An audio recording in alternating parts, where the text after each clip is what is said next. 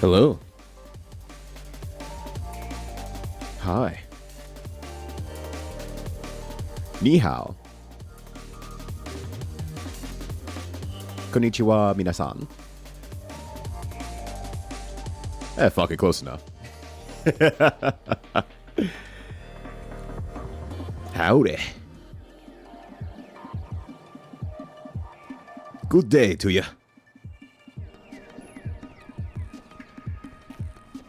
Hi.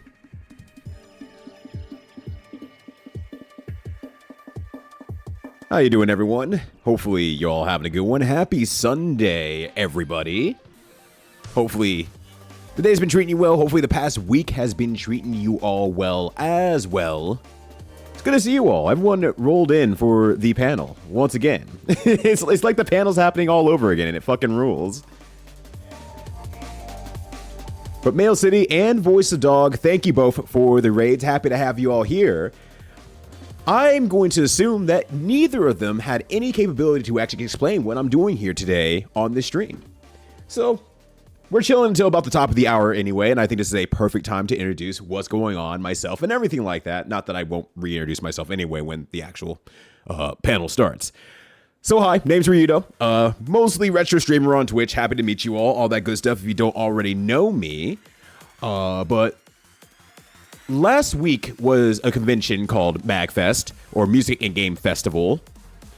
And on a complete long shot, I put in for a panel, and they accepted it. So that was great. That was very unexpected. So I did a panel there and everything like that, but many people had asked if I'm going to have the panel recorded, uploaded anywhere or anything like that. So I did learn that MAGFest did record it, but then I later did a little bit of research of how long it took them to upload it from last year. And the turnaround time was about 3 months. And I said, you know what? That's a little too long when I can literally just do it live on my own stream, record it myself, and upload it wherever the hell I want to. So I am going to be doing that panel here on stream, where I talk about food and drink brands in video games. That's pretty much all I'll give you for now. Obviously, I'll pretty much go through all the rigmarole that I did at MAGFest when I actually start the panel. But for right now, we're chilling for a bit. This is supposed to be kind of a waiting room while we enjoy some hotted jams. But I hope you're all having a good one. What's going on, everybody? How you doing? Juker here claiming the first seat, taking Wobbly's spot of having the first seat when I did this at MAGFest. Please enjoy that first medal, but do not make too many jangly noises with that first place medal, as it will interrupt the entire panel and I'll have to kick you out. And Kindness, please enjoy your pancakes, but thank you for saying hello before then. And between Kermakati, Mail City, Super Ink Burst, Kokoriko. Oh, damn, I actually right? Did I nail that? Maybe I'm sick with it. AC, how you all doing? Well, I mean, I guess the answer is you saw Croc, you got to experience Croc. So that could be a give or take a good or bad thing. I don't know how you personally feel about Croc. I have not played Croc ever.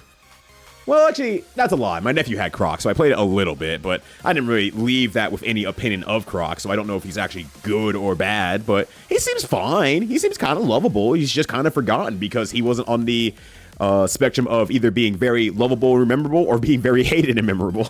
He was just kind of cromulently in the middle. And that's sweet of him. I'm going to turn that bar off. That makes my closed captions a little bit harder to read for now. There we go. But yes, indeed, Croc 2 does have the Labisco Lifesavers in its game, but that will be a game I will not be talking about because there's a lot of games that I'll be talking about. But once again, I'll get into that when I actually get into the panel itself. And hello, Mutt, how you doing? Good to see you again. And Valcion as well, because the other half of the panel that you missed. Ryudo is back, paneling for you. If you know the words, you can join in too. Wobbly absolutely knows the words. How you doing, Wobbly? Good to see you. And weirdly shaped cat, how's it going? So I was appropriate to raid here. You're absolutely right about that, Mail City. You're 100% correct about that. So you know what? You're cooking in more ways than one. As always, you're always cooking when you're on stream, though. How long was today's stream, by the way? I didn't actually get to check in. And I'm just like, I just always assume that if I wake up and I see you streaming, then it must have been already 8 hours at that point. But you like the remaster, and I hope they do Croc too. Nice, actually. Maybe I'll actually look into that then, because I've never experienced Croc. And I know it's a collectathon, but it's one of those things that's like, I never touched it. I'm not a big collectathon fan, but I've never touched it. And I never know if maybe that'll hit the weird marker in between everything, where it's just like, oh, this one actually works with me very well because it's very earlier on. At least I believe it's a collectathon. Don't quote me on that. I thought it always was. And do it live, 100% correct, Kefka. How you doing, friend? Good to see you. Contacts for the month, so those glasses till February. Are your contacts like very specifically like, if you don't have the right prescription, you just cannot wear contacts or not? Or do you just have monthly contacts? Because I've foregone weekly contacts and started getting just daily contacts, and then I just wear the dailies for as long as until they get uncomfortable. So I have contacts for like years with like a singular quote unquote month order, because if I wear each one of them for a week, that's 30 weeks. Or 15 weeks, I guess is what I meant to say, but you know what I meant. But good to see you, Not a Fish. Hopefully you're having a good one. Fizz as well. How you doing, friend? Good to see you. And I see you, Petty. All the sound effects will be off today. Because obviously I want to record it and put it online, so having not sound effects going off and alerts going off will be very helpful. But Petty, the spirit is felt nonetheless.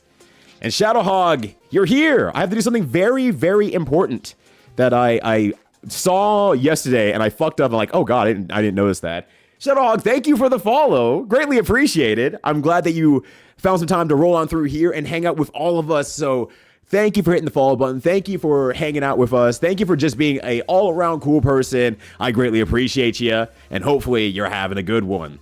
Completely missed that yesterday. But otherwise, follows are anonymous, unless you want to click the button and say, hey, I followed, thank me personally, let me know that you love me. But otherwise, yes, follows are anonymous, so I won't call you out or anything like that. We'll just be chilling out here. No alerts today, on top of everything else. So if you really want to follow and have no one know, now's the opportunity. I'll just say, hey, thank you for the follow, and we'll move on. Yeah, sequel needs new light, personally. Oh, okay. But, it's okay. But in terms of, Croc and stuff like that. Gotcha. From Croc to Crockbot. Okay, that rules. That rules super hard. Alzarap, hello. How's it going? Good to see you as well.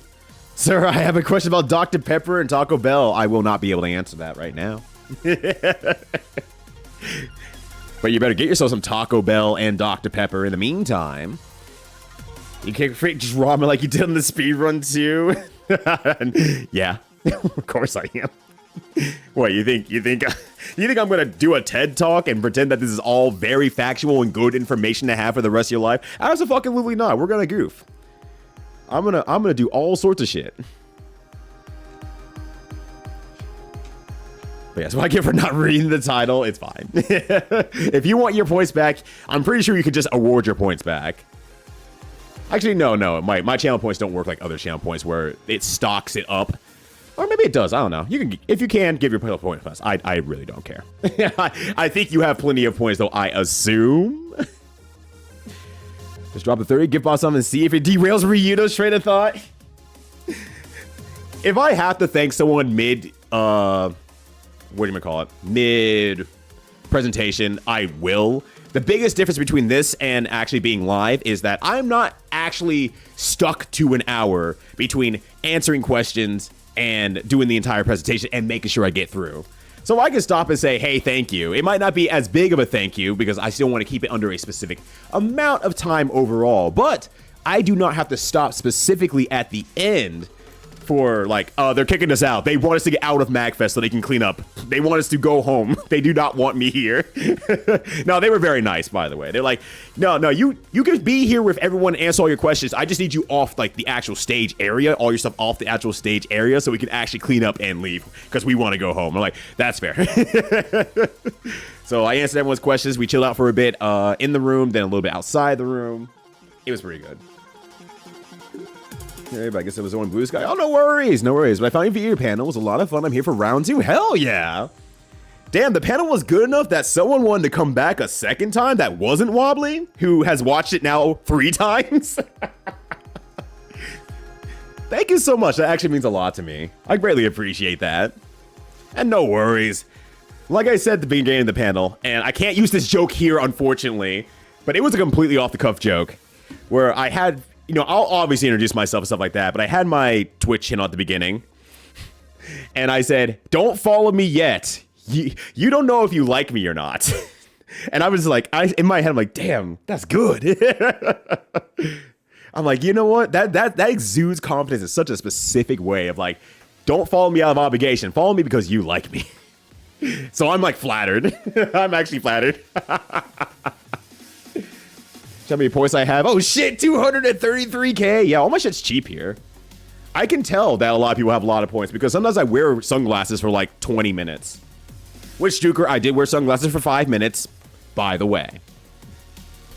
But yeah, you still have 188k points because yeah, Petty actually uses her points because she has to do a sound off every single time. Also, Jinpoo, thank you for the 20 hours of watching the stream consecutively. I greatly appreciate that. Hopefully you're having a good one. And good afternoon to you, Slacker. Hopefully you're having a good one as well. You have to imagine I'm waving at you right now. I'm just not messing with the OBS right now because I do not feel like it. I'm going to need to mess with some stuff a few minutes before we go live, but the music's going. You can see the background. Everything's set up effectively where I want it to be right now before I load everything back in, so I'm just not going to mess with it. I'm just not going to fuck around. You're also here to watch the panel a second time? Y'all are amazing. What the hell? It's not what I expected. Also, Corn Dan, hello and a good yeah to you as well. Hopefully, you're also having a good one. Yeah, you could do 819 great champion redeems in a row. I wouldn't recommend doing it now, but you legally can. I can't stop. Okay, I can stop you. I'm not going to stop you. You can always do funny guys noises over and over when the opportunity arises. Those panel hangout is probably going to go down as one of my favorite MAGFest memories. Really? I mean, that was a great time. I'm just like shocked. I'm like, between all of MAGFest, that? The hangouts? Really? We almost died on our way back. We almost couldn't escape. We were stuck. I got 369. 369. Damn, you're nice. We watched this panel tonight. I'm gonna upload it to YouTube, and Wally's gonna be like first on it, and I'll have like one view time the entirety of the video, and it's just gonna be Wally with first in the comments. Wally can't get enough of food and drink branded video games. Wobbly, have you considered playing food and drink branded video games on your stream for 4 consecutive months? You should. Because you are also a great streamer, and people should check you out as well at Wobbly Python. For those of you who might be from the panel, you might have noticed I was razzing someone in the front row. That was Wobbly Python. Absolute, really fun and lovely human being who postulates as a snake on the internet. If you like my sense of humor and laughability, he's basically the same person. He's basically the same person. And that's why we get along. You go ask about the KFC days him to give. Yes. Then I absolutely remember 100%. I remember a shocking number of people throughout the entire panel and looking over the audience because some people were like, oh yeah, I was dressed up as this, or I asked this and stuff like that. It's like, yeah, no, I absolutely do remember. To say your points, you might really need them later. It's true. Who knows? I might make something worth 300,000 points to make me play a game, and Jinpoo will be there and will say, haha, now you're playing Power Wash Simulator. Which I will say, dang, guess I am. Nothing I can do about that. Guess I'll have to relax on stream or something. Oh, well, you had to ban someone there. I appreciate it, Petty. Assuming that it wasn't a misclick this time, and you didn't ban someone who's been here for a while. I don't have the patience, sadly. You know what? That's fair. They like me. They really like me. I firmly believe that you have not only the patience, but the tenacity to put a twist on it that will be very funny for other people. But, unfortunately, if I can't get the engine started in the first place, then you know, we'll just have to chill. We'll have to wait until next time. Yeah, same guy. Wow, Wob very cool, folks. You play Power Wash Simulator, I'm playing with you. That's true. You better. Me and Wobbly can bring back the dream team from the tournament. Where Wobbly's going to go off to space and I'm going to be left by myself. We're going to keep breaking the game. Even if we won our match, they might have disqualified us anyway. They'd like, stop breaking the game. It's like, they said they fixed it. That's not our fault. Go golfing though? Oh, hell yeah. Oh, hell yeah. Absolutely. I need to play more golf games in my stream, and it is on the 2026 list to play through a bunch of golf games. Well, not through a bunch of golf games, but try a different bunch of golf games, video games this year. So I plan to do that. I'm still here. Yeah, Never Knows Best is still here. Yippee! Glad to see you. Okay, it was a cheap viewer bot. Awesome. I reported them too. Thank you. Thank you for your efforts as always, Petty. I greatly appreciate you. Ironic V and Dev should be forced to try and get shielded. Confess to Tokameka Memorial first try before being allowed to make their game. I 100% agree. We in the West definitely need a lot more actually serious dating games instead of the ironic or joking ones, or the ones that have to subvert something. It's like, what if I just want to fall in love? Is that too much to ask? And the answer is oddly yes, strangely enough. It really shouldn't be, but whatever.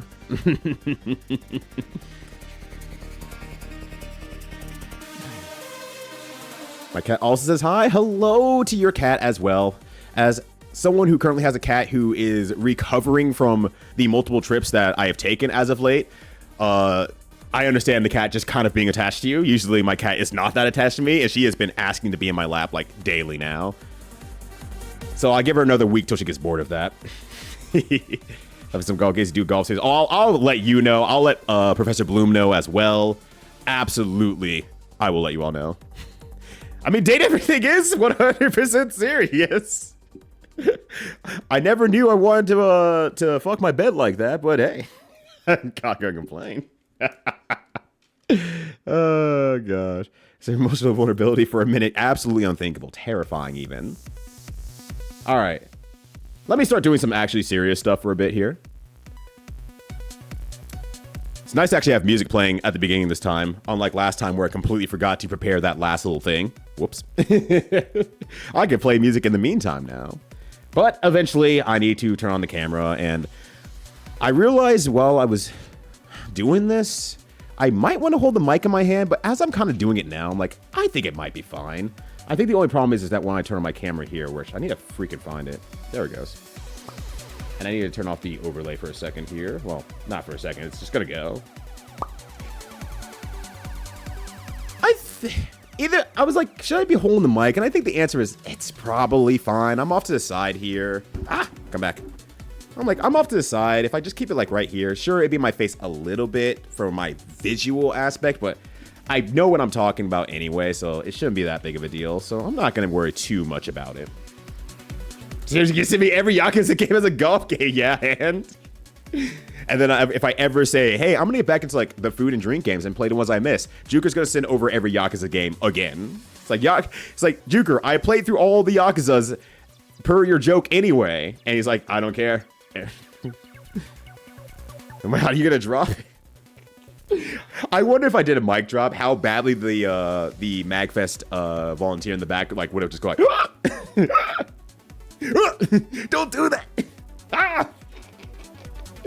Oh gosh. Yeah, and they're all food sponsors. It's true. Yakuza has the most food sponsor density compared to anything else. Let me close that down. Let me pop that. All right, so that works fine. If I do slideshow, that should pop right up. Easy. Easy every time. Being a streamer is the easiest thing ever. Everyone should be streaming. But yeah, attached themselves to you and ignored you after trips. Yeah, absolutely. My cat's usually the ignore me after a trip, but the moment that my wife goes to work, then she'll really like get attached to me because she's like, well, now that no one else is looking, it's time to get attached to you. And it's like, yeah, I guess. I'm gonna move a monitor just a smidge here. I think that'll be fine. I don't think I'm going to hold the mic. I think this will be fine. If you're like, if it gets annoying or I can't do it for some reason, whatever. I'll just pivot in the middle. Not a big deal. Yeah, exactly. I guess you'll do. He's like, yeah, I guess I'll do. But she has been really attached because she has probably got kind of fucked up between. We both took a trip in October. We invited people over at the end of October. We invited people over. We left for a few nights during October and November for some weekend trips. We invited people over in December in great amounts. And then my wife took a trip. And then less than 24 hours, I went to MAGFest afterward. So, I mean, it's obviously not as big of a deal if I leave. She kind of is a little bit used to it because I'm home all day. And then I'll leave for like a few days. But, you know, then I'll come back and she'll kind of ignore me and things will kind of go back to normal. It's when that my wife leaves that she doesn't see her for like a singular day. It's like, holy shit. Where is mother? Fuck. Yeah, but her life's been really chaos, and we were trying to figure out if she was like not eating her dry food because she loves dry food, and we were trying to figure out if she was not eating her dry food because she was upset at us, or if because her teeth is starting to hurt because she is getting a bit older now. She's about 10 years old, going on 11. So we're like, we're not really able to tell, but she was eating her wet food, which is kind of a rarity. So we're like, okay, maybe it's a teeth thing. But now that it's been like 2 weeks, or a week and 2 weeks. Well, no, it's been about a week since I've been back. And 2 weeks since my wife has been back. She started to eat her dry food again, and we just think she was throwing a temper tantrum. She was fucking losing it last night. She was at the top of the stairs. She was screaming so hard that I could start hearing her voice go rasp. I'm like, what is going on? What is happening? I stopped. I was like in a stream, and I stopped. I'm like, let me be right back. I was talking to someone via chat, and I walked upstairs, and I was like, Kat, what are you doing? And I guess like, hi. And then she walked to the bedroom. I followed her up. She got nestled up with my wife, who was in bed at that point, and then she was good for the rest of the night. So we think she's just throwing a temper tantrum. Also, hello, Owls Rap. How you doing? Good to see you. I would now assume every marathon has an agenda to make a big scene and panel. Hey, don't assume that, okay? That said, if I need to do a panel next year, we're going to see a lot of skating games before Tony Hawk. Is that a panel? Is anyone going to clap for that one? I thought it was interesting. I thought that was a great exploration. And I had a lot more time to actually go through a lot more games in depth because there wasn't 100 plus games. There was only like 30. Only 30 games. But hello, ETZ, and how you doing? Good to see you. Legendary Ranger was a good VN from a year or two ago about vampire reality show. It takes itself seriously. That sounds fucking rad, actually. What the hell? That sounds great. Also, once again, and as we get into swing of things for people who are on the streaming side of things, all sound effects, all alerts, everything like that will be muted until I'm done with this, like at the very end and everything like that. So if you don't hear anything, you don't see any alerts, otherwise, that's what's going on. As always, also, the follows are anonymous regardless of anything, but I will occasionally say thank you, stuff like that while I'm doing stuff. So if you really want to follow and have nothing pop on the screen, and this is your time to do it, nothing will pop up. I might just say, hey, thanks for the follow, and that's it. And I think with that, that should be absolutely everything. I'm going to hit the record button on my end here, and we will get started once I'm done listening to the great-ass OST known as Sonic Frontiers. But mostly the cyber space stuff. Yeah, also thank you, ATC, and I appreciate that. I probably should have just done that at the beginning. I completely forgot. And then hopefully all the sound effects will work and everything like that. The volume should be okay. With me talking over it, it should duck out every now and then. But if there's some loud stingers and stuff like that, I apologize ahead of time. I was optimizing for a panel room, and now I'm trying to optimize for stream, and I'm just like, I don't know how to optimize for stream between my ducking and everything like that. So we'll see what happens. Give us one of the rare provable examples of Tommy Tallarico making a sound effect. All right, and as well, if you have any questions, I think I'm just going to have everyone generally hold it until the end. But if you have a question that is pertinent to that slide right then and there that you need to know for any reason or any clarification, go ahead and just use the highlight text. I think I still have that available. I think I do. I say that, and I'm actually not 100% sure. Oh, let me look. You can unlock an emote. Is there no highlights? All right, just save your questions for the end then. How about that? And then I can go back and forth since I don't have to rush nearly as much for this one. Also, hello, Shadow Ziggy. Hello, everyone. If I don't say hello to you from this point onward, understand that I am doing a panel, so I'm going to focus on that. If you have a question, just kind of save it for the end. If you really have to pop it in at that moment, though, I'll take a glance over, and if I see it, we'll go through with it. I probably should just put like a raise hand thing or something like that, but actually, you know what? That is not fair to you all to wait until the end in case you have to leave or something like that. Let me just flip it on really quickly here. It's not hard to do. It is not hard to do. Here, I'm gonna put some music back on in the meantime. Let's see. Modify single envelope. Highlight the message. Let's see if I can just edit that to say anything else. Okay. It should just be... Don't turn on smart cost. All right. Highlight message should be 100 points. That should be available. We should be good to go. If you have a question, go ahead and use that. Please do not abuse it necessarily, because I do not want to distract myself way too much, but I want to make sure that, if there's questions, there's pertinent timing for everything, that I do get to it. It's weird doing it on the stream by comparison. I haven't figured that part out yet. We're getting it all together here. Testing as a non-mod. Thank you. Can confirm. Excellent. Hell yeah. Appreciate it. And then one final time here. I think I said hello to Shadow Ziggy, but Yuki, good to see you. I have a stream question. Why do you have alert in your live Latif? It caught your eye, didn't it? That's it. That's the only reason. It caught your eye. That thing has about, from a marketing standpoint, actually, though, you have about less than 5 seconds to catch someone's attention in the top right corner. If you make something that's consistent and unique to your own stream, outside of your own icon of your stream and stuff like that, that will catch the eye of people to say, oh, that is a bigger icon and word that attaches to Ryudo's stream. I'm getting used to see that. I'm trained to say, if I see that, I'm popping in because I want to see Ryudo, or that's Ryudo. I don't want to see that fucker. One of the two is absolutely fine. Alert, because it caught your eye. That's it. That's literally it. I put alert because it's funnier and it catches people's eyes. I think it was originally something I saw online as well, like 3 years ago. Then I'm like, alert is funny, and I put alert instead. I think it was literally some meme I saw, and I was like, alert's perfect. I think it's what I want. Yeah, I fell for the bait 2 years ago. I think you're the one who actually asked the question, like, hey, you spelled alert wrong. It's like, did I? He's like, damn. It's extremely lolcat, Eric. Extremely so. And Rurik, thank you so much. I greatly appreciate this. All right, test mute, confirm mute. Awesome. We're all good there. Excellent. All right, now I'm going to pause that again, and I'm going to get started, but for real. So, as far as you know, you don't know me, I don't know you. Everything like that.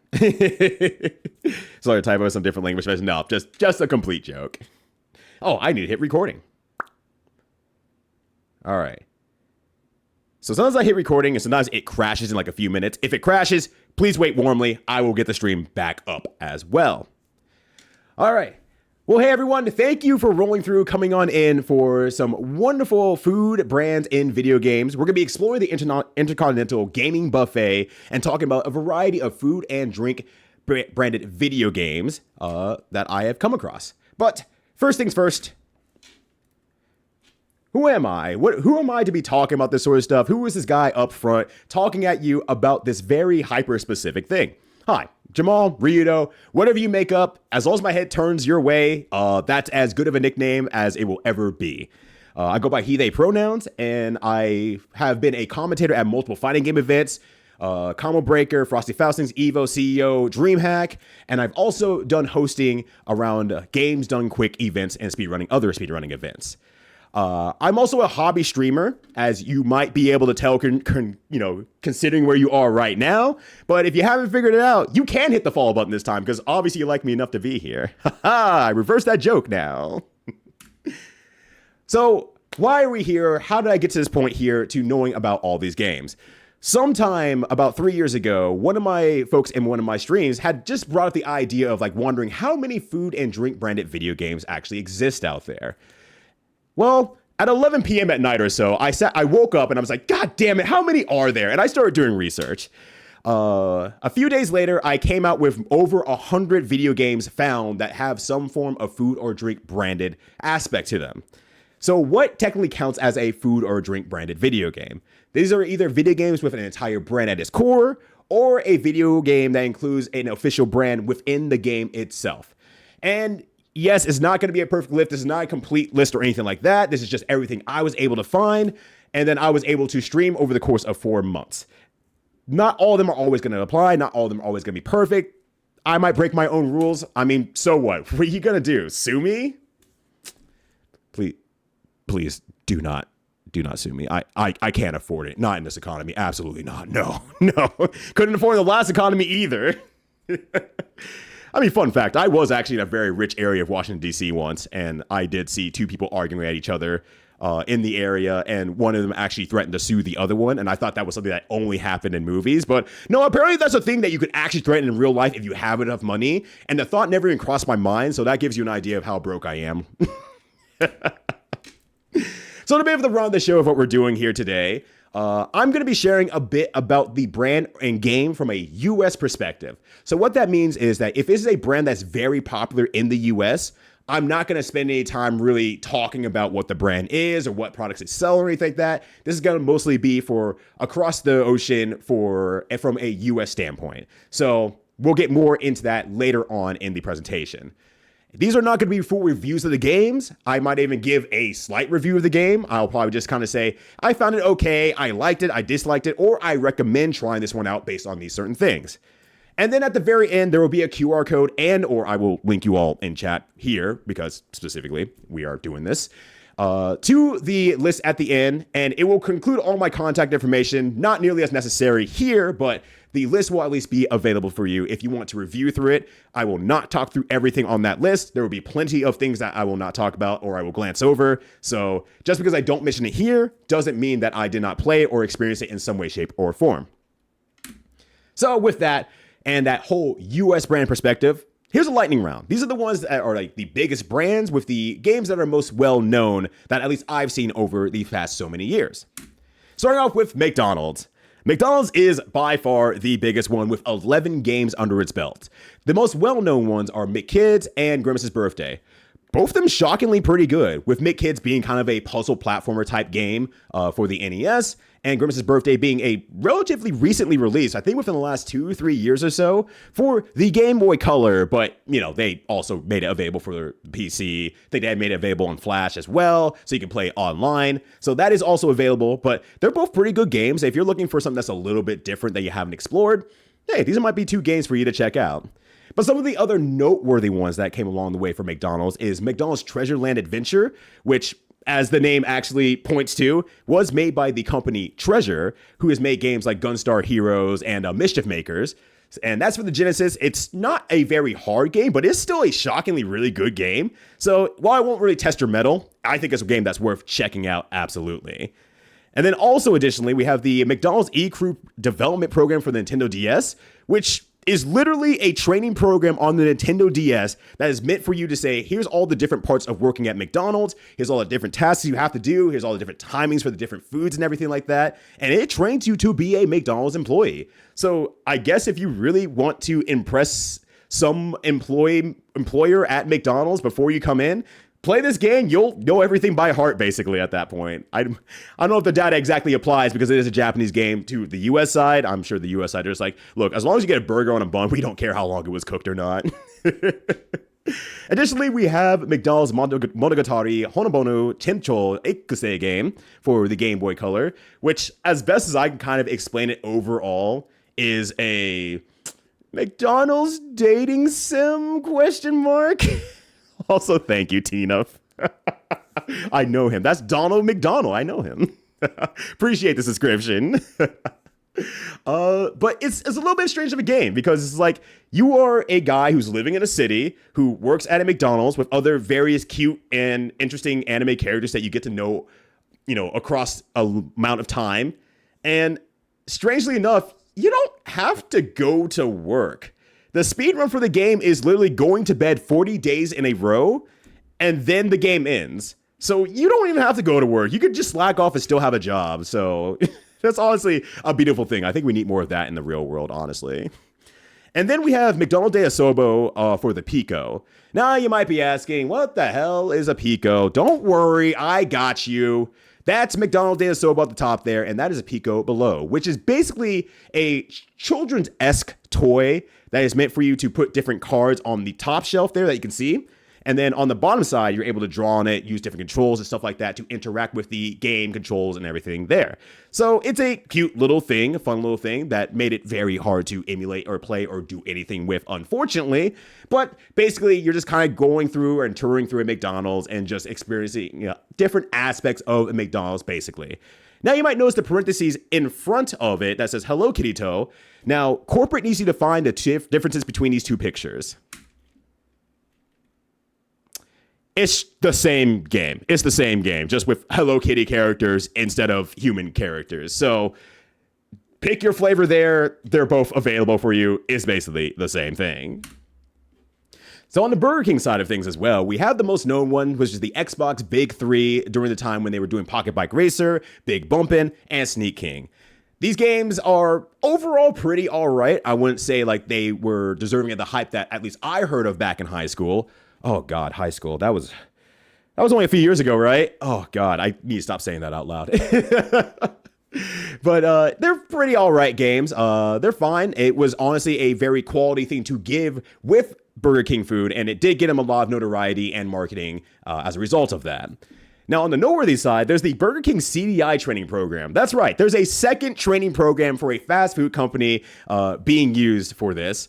So they had it on the CDI, and basically it's filled with all different sorts of FMV videos that go through different situations at the restaurant and pretty much just teaches you what you need to do in every situation. Then it'll have like a PowerPoint slide, multiple choice question, and it'll tell you if you're right or wrong, and then it'll pretty much just go from there. Even opens up with like a small video from the CEO of the company at that time, and I wonder how weird it was to approach him and to say, no, we're making a training video for this definitely not going to be defunct at all system called the CDI.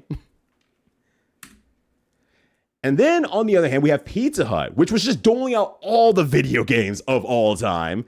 So they had the demo disc 1 and 2, which is what I was most familiar with and most people around me were familiar with, which strangely enough, these were like the ways I discovered a lot of certain video games. Like, this is how I learned about Ape Escape. This is how I learned about Tony Hawk. This is how I learned about Final Fantasy VIII in general. They just had banger after banger on these discs, and they knew how to pick them. Sony was working very closely to say, no, this is going to be the next hotness. Please check out these games here. And pretty much all of them are really, really good. So that was a really good marketing thing for them. But I also was surprised to learn that they had a third one, and apparently a maybe earlier one as well, that was pretty much the same thing, smaller scale, still banger games around there like Metal Gear Solid, Tomb Raider, Crash Bandicoot, Medieval, and Gran Turismo. That's just like, that's really a heckin' good demo disc. Holy crap. But a fun fact, by the way, I didn't even mention this in the actual panel because I completely forgot. Final Fantasy VIII, the demo, is the attack on, not Balam, but that first attack where they're going, in with like Cypher and everything like that. The music for that is actually different than what the final game ended up using. And it's also a banger too. It's also really good. It sounds a little unpolished, but the song is not found in anywhere in Final Fantasy VIII, the actual official release. So if you're looking for a small little like, let me hear how that's different, it's pretty good. I think it's worthwhile. So check it out. On the Domino side of things, now we have the Yo-Noid. Avoid the Noid and all of that good stuff. Yo-Noid was, I meant to research this and I don't have a Bloom to back me up, dang it. But it's based off a Japanese version of a video game that they pretty much just rescanned and re-released to the US. It's basically the same game, according to speedrunner Professor Bloom, and a little bit harder on the US side, but not like, noticeably or like extremely so. Both of them are just kind of tough and rough games. Overarchingly, at least I struggle with Yo-Noid personally. But on the noteworthy side, we have Yo-Noid 2, Enter the Void, or Game of a Year Edition. Thank you, Juker. Yeah, Kamen no Ninja Hanamaru. I can never remember that. And thank you as well, Shadowhog. Greatly appreciate that. But yes, there is a Yo-Noid 2 that you can play as well. Now, like I said, do not sue me. You're not allowed to. It's completely illegal to sue me. This is a fan game, kind of unfortunately, but because of that, they were able to make a really good game that had a lot of tether-based or yo-yo-based physics that the game really leans into, and it's a fun adventure game through various worlds throughout the pizza world, the Domino's pizza world, and they're able to poke a lot of fun at Domino's in turn. But honestly, it's a very good game. That's a recommendation if I had one of all time. It's really, really good and a lot of fun and funny as well, in my opinion. So And it's free, so you can check that out. You can absolutely check that out. It is no problems there. And also, big shout outs to one of my mods as well, who helped me walk through the game, made sure that when I got stuck in one of the areas, I wasn't stuck for super long, and I really greatly appreciate them for that. And there's also Avoid the Noid for the PC, or really old DOS game. You're the world's most athletic pizza delivery guy for whatever reason. He's able to do flips through the air and roll through the ground and tumble and everything like that. And he's just trying to deliver a pizza to the top floor of a really large apartment building. But for whatever reason, there's a bunch of noids walking around. I don't know why that is. But nonetheless, you just have to avoid a noid, as per the name recalls. So you can see him on the bottom floor there, jumping through the air with the greatest of ease, and you can see a noid on the top floor. So basically, the noids will walk down, you'll kind of walk up, they'll kind of try to chase you a little bit. As long as you avoid the noid and grab the key for the next door, you can keep extending the building. It's pretty fun, actually. I liked it quite a bit. I kept running back and just saying, okay, just one more match. So... well, I won't say it's the greatest game of all time. It's an oddly addictive one that I was really enjoying. It runs kind of rough, but it's an older game, so that makes sense. Hopefully that little jingle gave you some spine tingles. That's right, it is Pepsi Man, probably one of the most well-known, or at least well-baffling games out there when it comes to food and drink brand games. We're the eponymous Pepsi Man. As you can see, it's a automatic runner where you're running forward, collecting Pepsi cans along the way to get to the end of the stage. Various things carry you or force you to the end of the stage, but nonetheless, you cannot stop for any reason. You got to get to the delicious Pepsi can at the end of the burning road or the busy road or whatever. It's a very silly game with very interesting FMVs in it as well, but I had a good time with it. I can see easily people not having a good time with it, letting the joke run out before they're able to make it to the end, because the game does get pretty hard. But nonetheless, if you're looking for something that's really unique, this is absolutely the one. Now, for noteworthy games on the Pepsi side, we also have Pepsi Man for the arcade. This is a very real one, and I cannot figure out if it's an official game or not, and I'm highly assuming it's not. But Pepsi Man for the arcade is a Jonkin Pon or rock, paper, scissors game that you play against Pepsi Man. And if you win, you jump onto one of the bonus cans and you're able to get tickets from it. So it's nice and all. It's very interesting in that regard there. But, there's an unfortunate fate for Pepsi Man, potentially.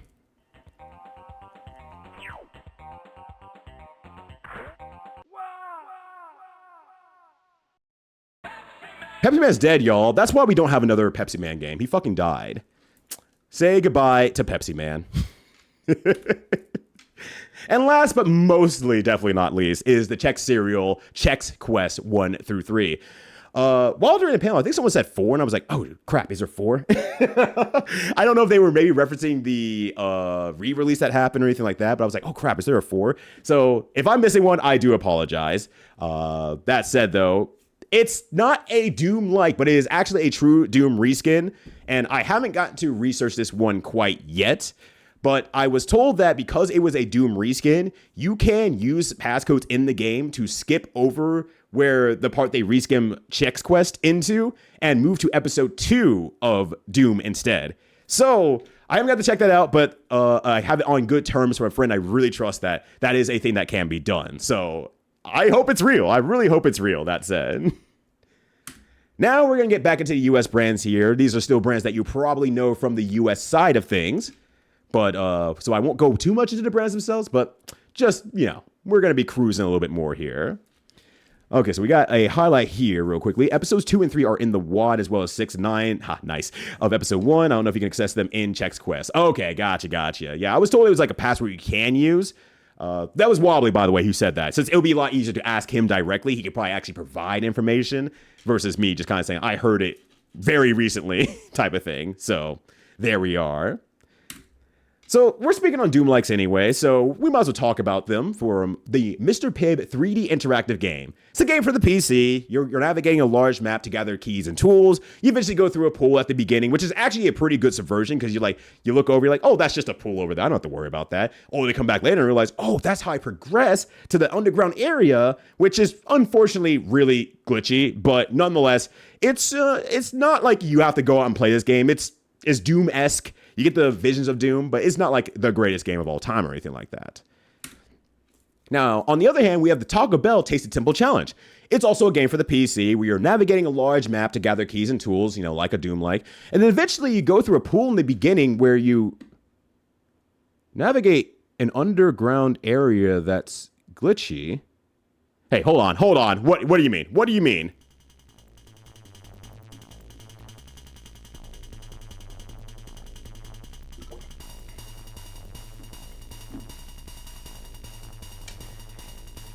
It's the same game. It's the same goddamn game. It's just, they fucking did it twice. Honestly, the Mad Lads, they're geniuses for doing that. The Mad Lads fucking did it. They just kind of said, hey, we did this once. Why can't we just do it again with another brand? And they absolutely did. So that said, the games aren't really like good necessarily. They're kind of rough around the edges, but you do not, absolutely do not need to play both of them. Please don't play both of them. You're gonna be disappointed.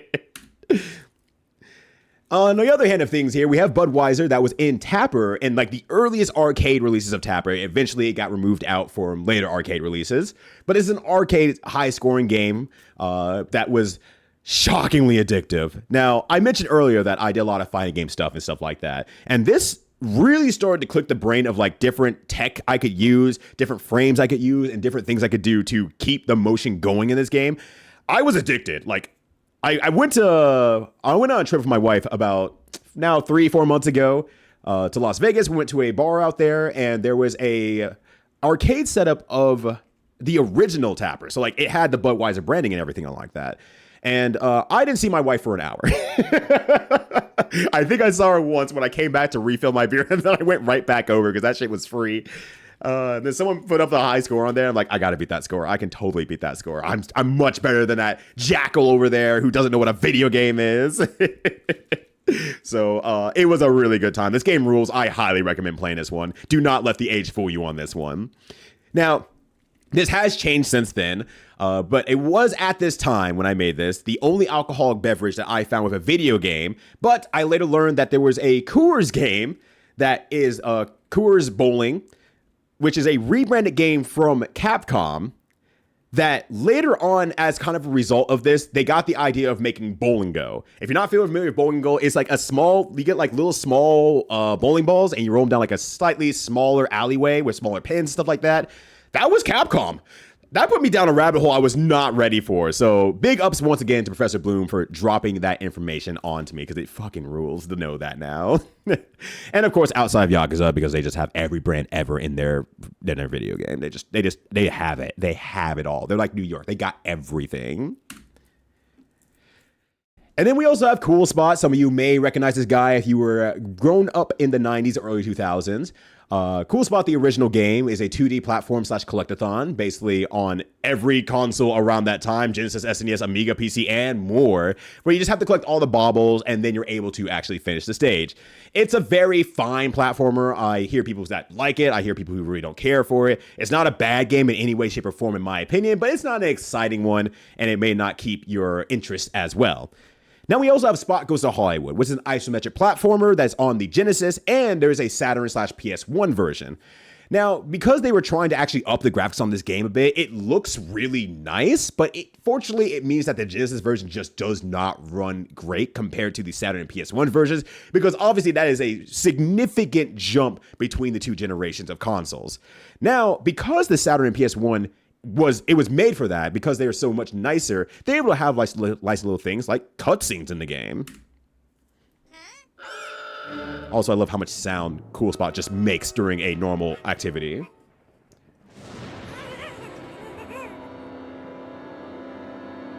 Avast our mateys as ye enter the world of pirates beware, for no one returns who has ventured in there. And honestly, it just shows that they put a lot of quality into this game. I'm a little bit surprised that they did that, but they put it in there. So there's cutscenes and everything like that. It does run a little bit better. Now, does that mean you have to be, chomping at the bit to go play it? In my opinion, not really. But you might have a decent time with getting to the next cutscene if you're that kind of player. Now in the cereal section, we have the Cheerios Playtime, which is a game for kids, but it is literally taking all like the components of cereal to make cereal from actual scratch. You are getting the grains. You are milking the cows. You are delivering it to the factory. You are making it in the factory, and you are making that box of Cheerios. So it is from scratch, a way to educate kids to say, here's how you get your box of Cheerios that you love. I don't know any kids who really love Cheerios, honestly. And just a quick one from Flare Sword here. There was a spot for the NES, correct, that was banned with 7-Up, but with 7-Up's mascot, but it was a box and reversing Othello style game, exactly. It sure exists. It's not much to really say there on that one, because it was Othello. I won once, and I called it a day. I ran the hell away with my victory there. I'm like, I ain't bothering with that one. Absolutely not. And then we also have Captain Crunch's Crunchling Adventure, which you have your little guy here who you're trying to train up his speed, jumping, and strength to be able to grow up. It turns out I had someone in the audience during the panel who was able to explain it a little bit more for me, which I appreciate. But you feed him different crunch berries so he can actually eat, and then you'll play little mini games with him where once you complete the mini game, the better you do, the more stat points that you get. But the amount of stat points you get is infinitesimally small. Like you go from like 1 pixel to 2 pixels. And I got really good at, I believe, the jumping one where I was getting probably like speed run level, like max out tech. And it was still like, yeah, you did it like 17 times in a row. You're like 1/10 of the bar full. You're doing great, buddy. You're doing great. What it turns out to be, though, is that once you actually get all those levels up, he grows up into an adult, wherein that you can play the same games, but slightly harder, which, great, yay. So it is not my jam, personally, on that one. And then there's Cocoa Puffs, Sunny's Race for the Chocolatey Taste. So let me talk about Flash for a little bit, just so you all are aware, because I know there might be some younger people in the audience here who might be like, what the hell is a Flash game? Flash was a wonderful little program that came with we downloaded a lot for web browsers that allowed you to watch animations and play video games through your web browser. And that meant a lot of easy access for people to, create art online, to create animations online, to create video games online for a lot of people to be able to play. That also meant that it was a cheap and accessible way for a lot of food companies, or any brand company, honestly, to make their own games, post them online, and get more, kids attached at a younger age to their product because they would put games out there. So Cocoa Puffs, Sunny's Race to the Chocolatey Taste is exactly that. You're playing as Sunny, racing down a mountain to collect items along the way on his snowboard. It's a very, I guess I would call Flash-esque game where it doesn't do anything necessarily special. It's just run-of-the-mill, play the video game kind of energy. Now, let's just take all those brands instead and put them all into one. Everyone is here. We have all these brands. We might as well put them into a singular game. So we have Tony and Friends in Kellogg's Land, which is an adventure platforming game for the PC. And honestly, for the most part, I really just have to say that... Damn. Call me Tony. Holy shit. You gotta ask like that. I mean, if you're gonna throw it back, I'm not gonna complain. I ain't gonna complain personally. It is a game that I feel is mostly just okay. It's a effective platformer where you're kind of exploring around a little bit, but it doesn't do anything super special. But that said, it is a game that was released only in Germany. Now, when doing research for this and trying to find games that I could play for this, sometimes games aren't hyper documented very well. Sometimes they are just like in specific languages or other countries, and the way you have to play is through what is available. Originally, I thought this was just one of those situations where it's like, you just play through what's available. And no, it actually just turns out this is a German-only game. This is actually, Germany only got this, not in the US or anything like that. So I think that's kind of a unique and interesting one by comparison. Now, speaking of ones that I had trouble sourcing out in the first place and actually could only find the Russian version of, Sour Patch Kids World Gone Sour is a 3D side-scroller platformer for the PC, PS3, and Xbox 360. That said, being on the PS3 and Xbox 360 era, that also means that this game is extraordinarily hard to find because they said the digital market will never do you wrong whatsoever before closing down their digital market and not being able to access anything from those digital markets ever again. That said, this is a sad one because this game is very creative. It's very, very good. The gameplay is very nice. You can even see from the on-screen graphics here that, yeah, you're a Sour Patch Kid. You're moving around with other little Sour Patch Kids. But you can see that the scale of the world that they have going on there is extraordinarily nice. And I think that makes it a lot of fun. They put a lot of detail into it, and they did a really good job with it. The game is a lot of fun, too. It has slight puzzle elements, good platforming elements. I think they did a great job with this game, and it has the appropriately edgy humor that Sour Patch Kids is apparently known for.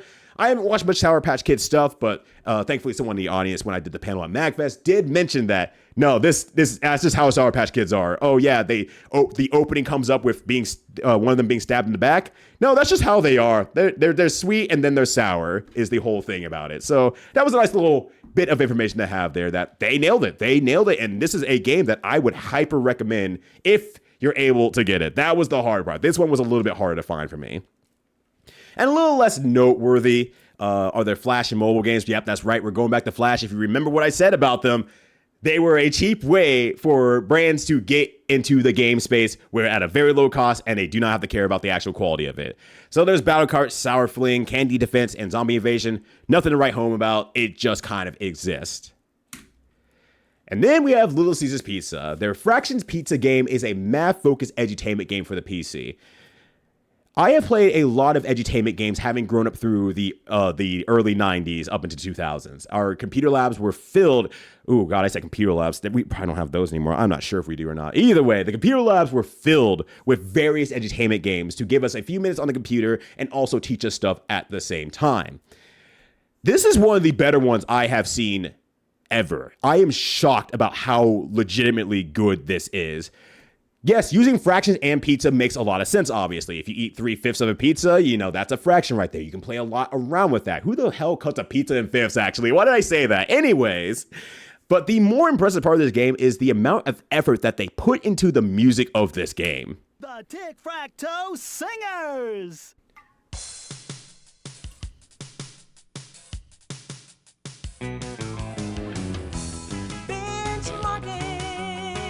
Benchmarking, baby, it's a real cool tool to help you out. To estimate. That's what it's all about. It's about using fractions you do know to make sense of fractions you don't know. I know what 1/4 is, and I know what 1/2 is. But 3/16, I haven't a clue. I do. Just find a fraction it's close to.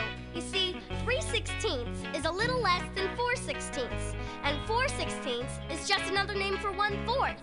So 3/16 is a little less than 1/4. That's absolutely right. Benchmark with me, baby.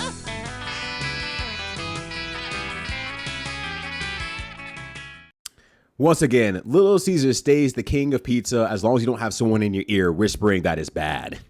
I do not know why they went so hard on this. And of course, being around the 90s and early 2000s era of video games, they had the obligatory rap song that everything needed to include to be hip with the kids.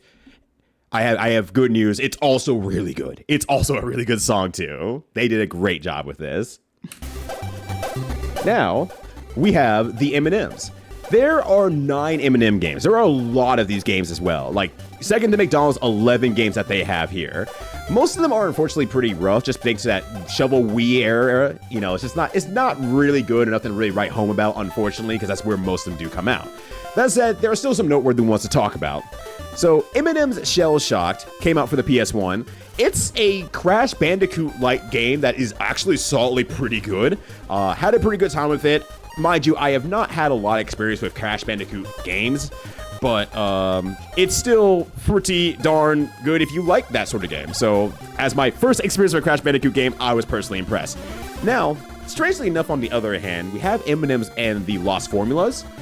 This is the same game as Shell Shocked, but they added a few extra padding of edutainment, and they made some of the levels extraordinarily long. And I mean, they made the driving stage, the first driving stage, 8 minutes long. I don't know why they made it that long. I guess to extend the length of the game and make it have more value, I suppose.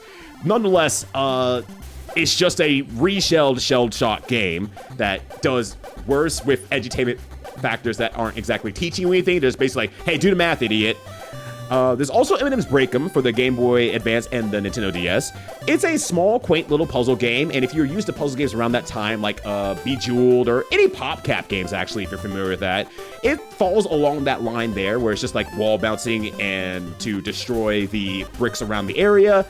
Honestly, I found it very cozy. I had a good time with it. The OST of that one is pretty good. I think it's one worth checking out if you do like those small, little, relaxing puzzle games. And lastly, here we have the M&M's Mini Madness. Now, I'm not noting this one just because it's a good game. It's very middling, honestly, personally. But what you're hearing right now is music from the game. Some of you might be familiar, and I can already see in chat people are already talking about regardless of anything. This is composed by one Jake Kaufman or Vert.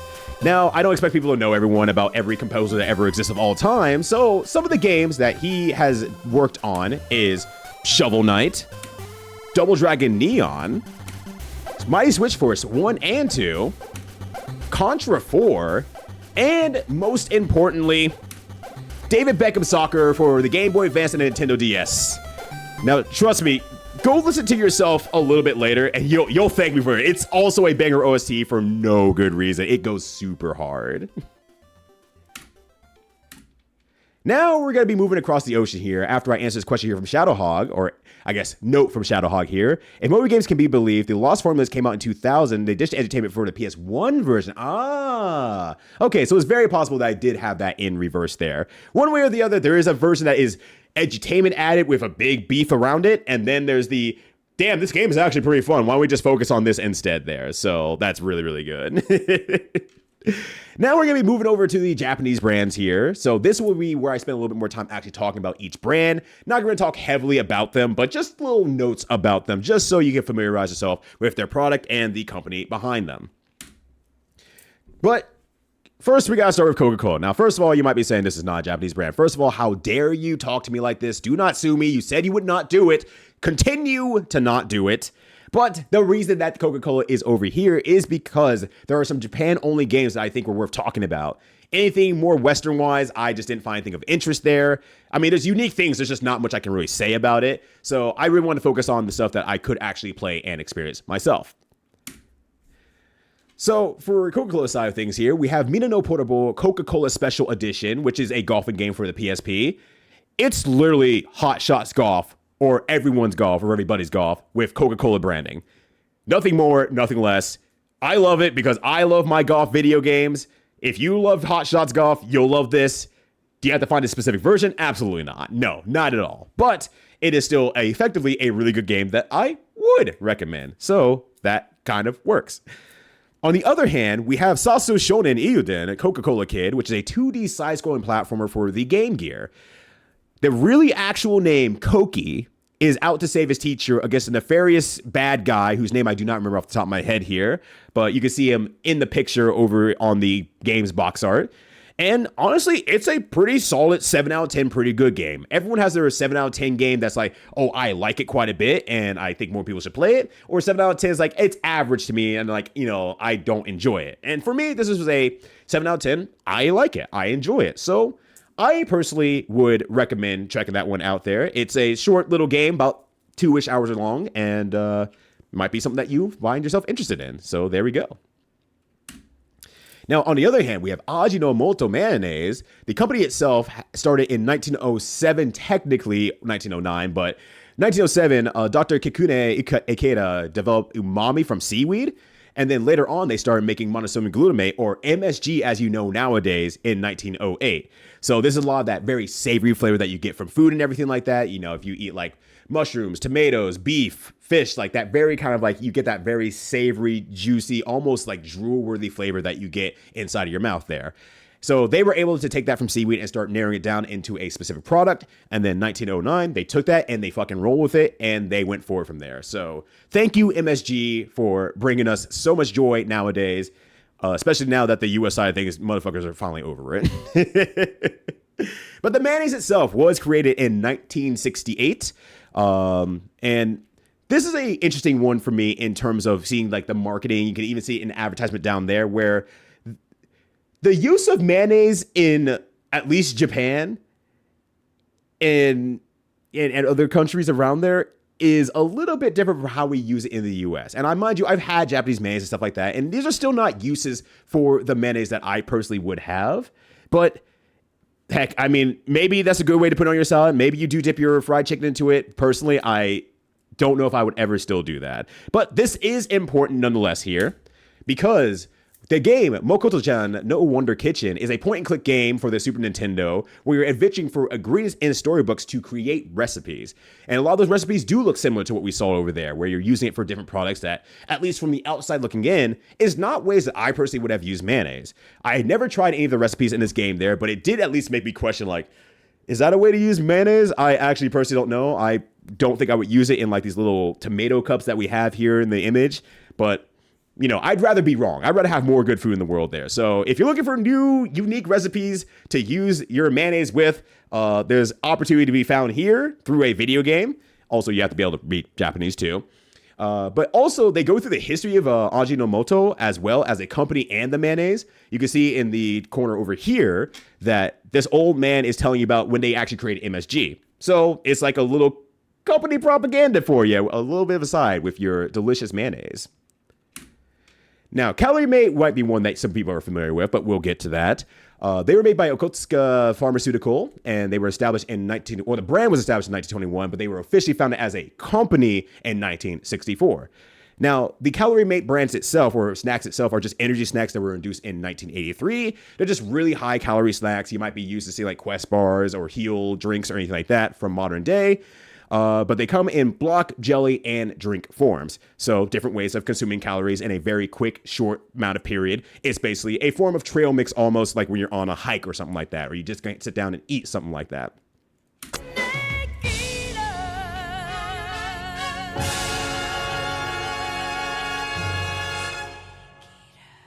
So, like I said, it might be familiar in some way, shape, or form that you might recognize this. It is from Metal Gear Solid 3. It was a consumable item in the game. It was fairly noteworthy. I think this is probably where a lot of people realized that Calorie Mate was a thing in the first place and not just some in-game item, but actually a true brand crossover. It's an in-game consumable because you're Solid Snake, you're in the jungle, food is scarce, but hey, a little snack that will keep you going amidst everything. Calorie Mate is a perfect fit into that game there. So, heck, they're good to go.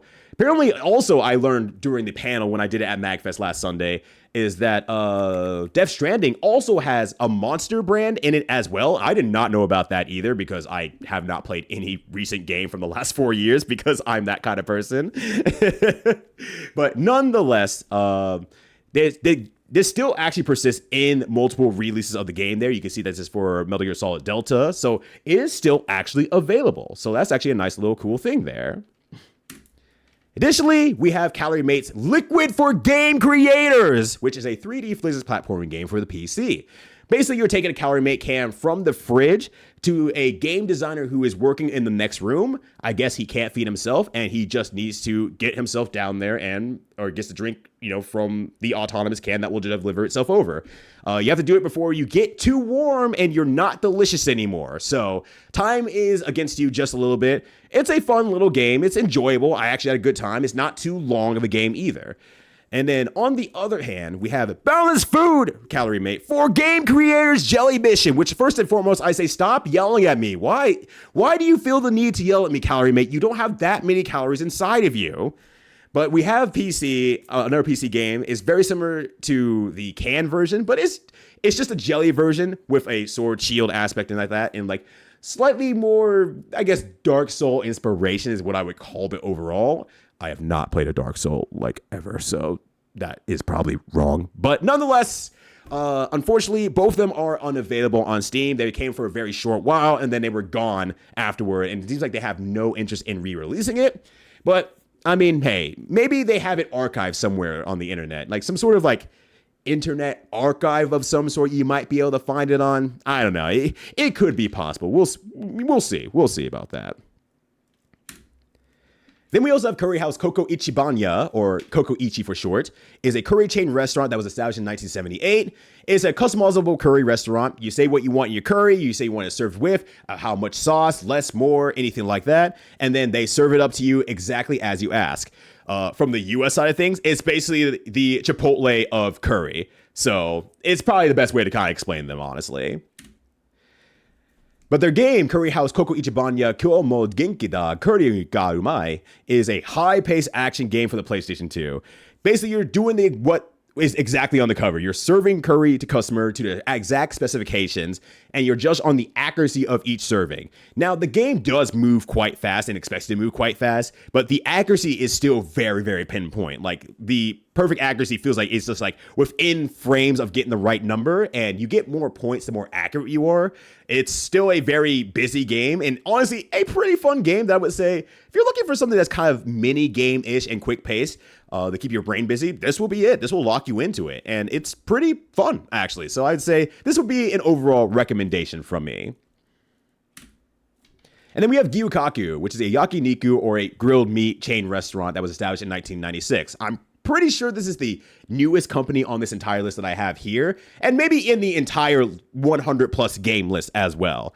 But very basically, it's tabletop barbecue with marinated meats. If you've been to Korean barbecue, pretty much exact same thing, just with different marinades, seasonings, spices, everything like that. That makes it more unique to Japan. But I gotta tell you, Gyukaku opened up when I was still living in Denver about like 4 or 5 years ago or so, and I'm pretty sure I went about 6 times in like 2 months, and that shit ain't cheap. But damn, I'm like, this place is good. I gotta bring everyone I know here, and then I brought everyone I knew there.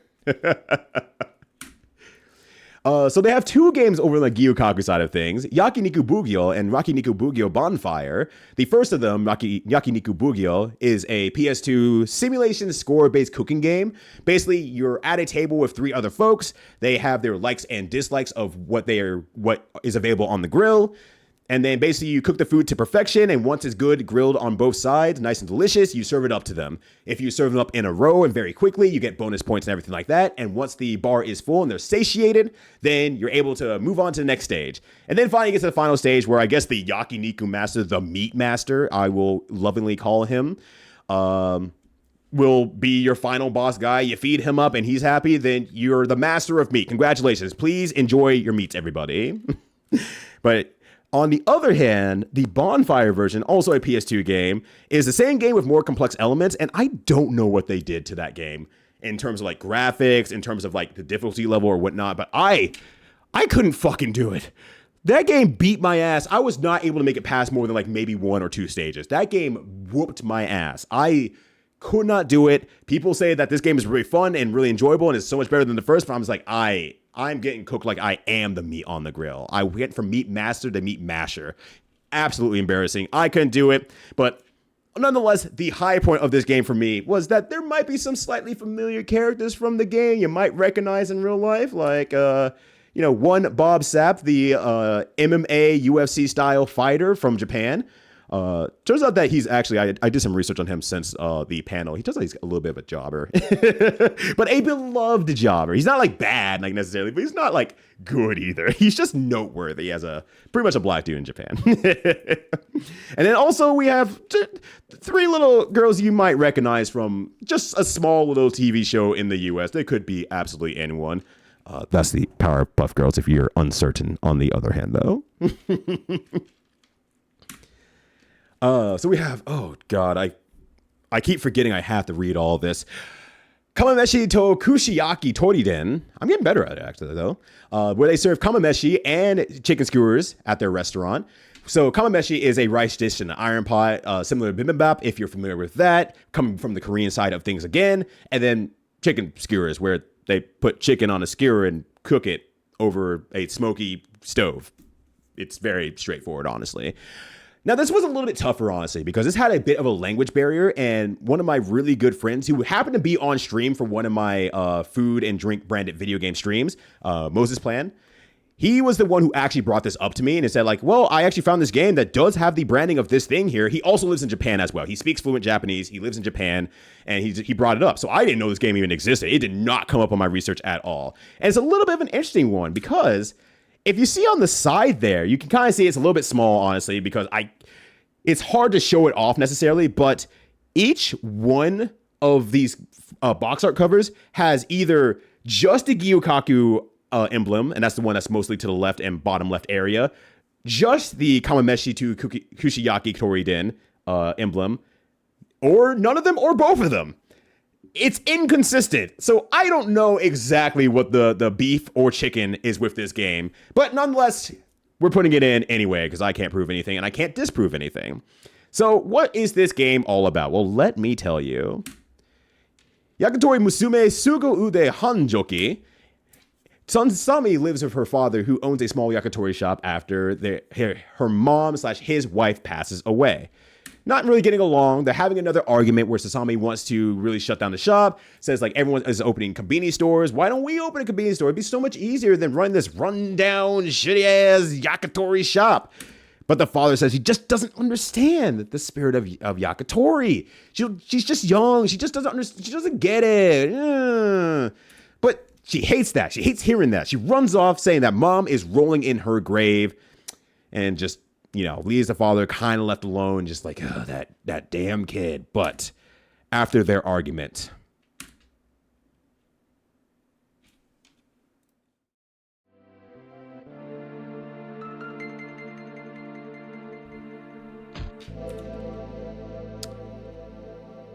Daddy dies.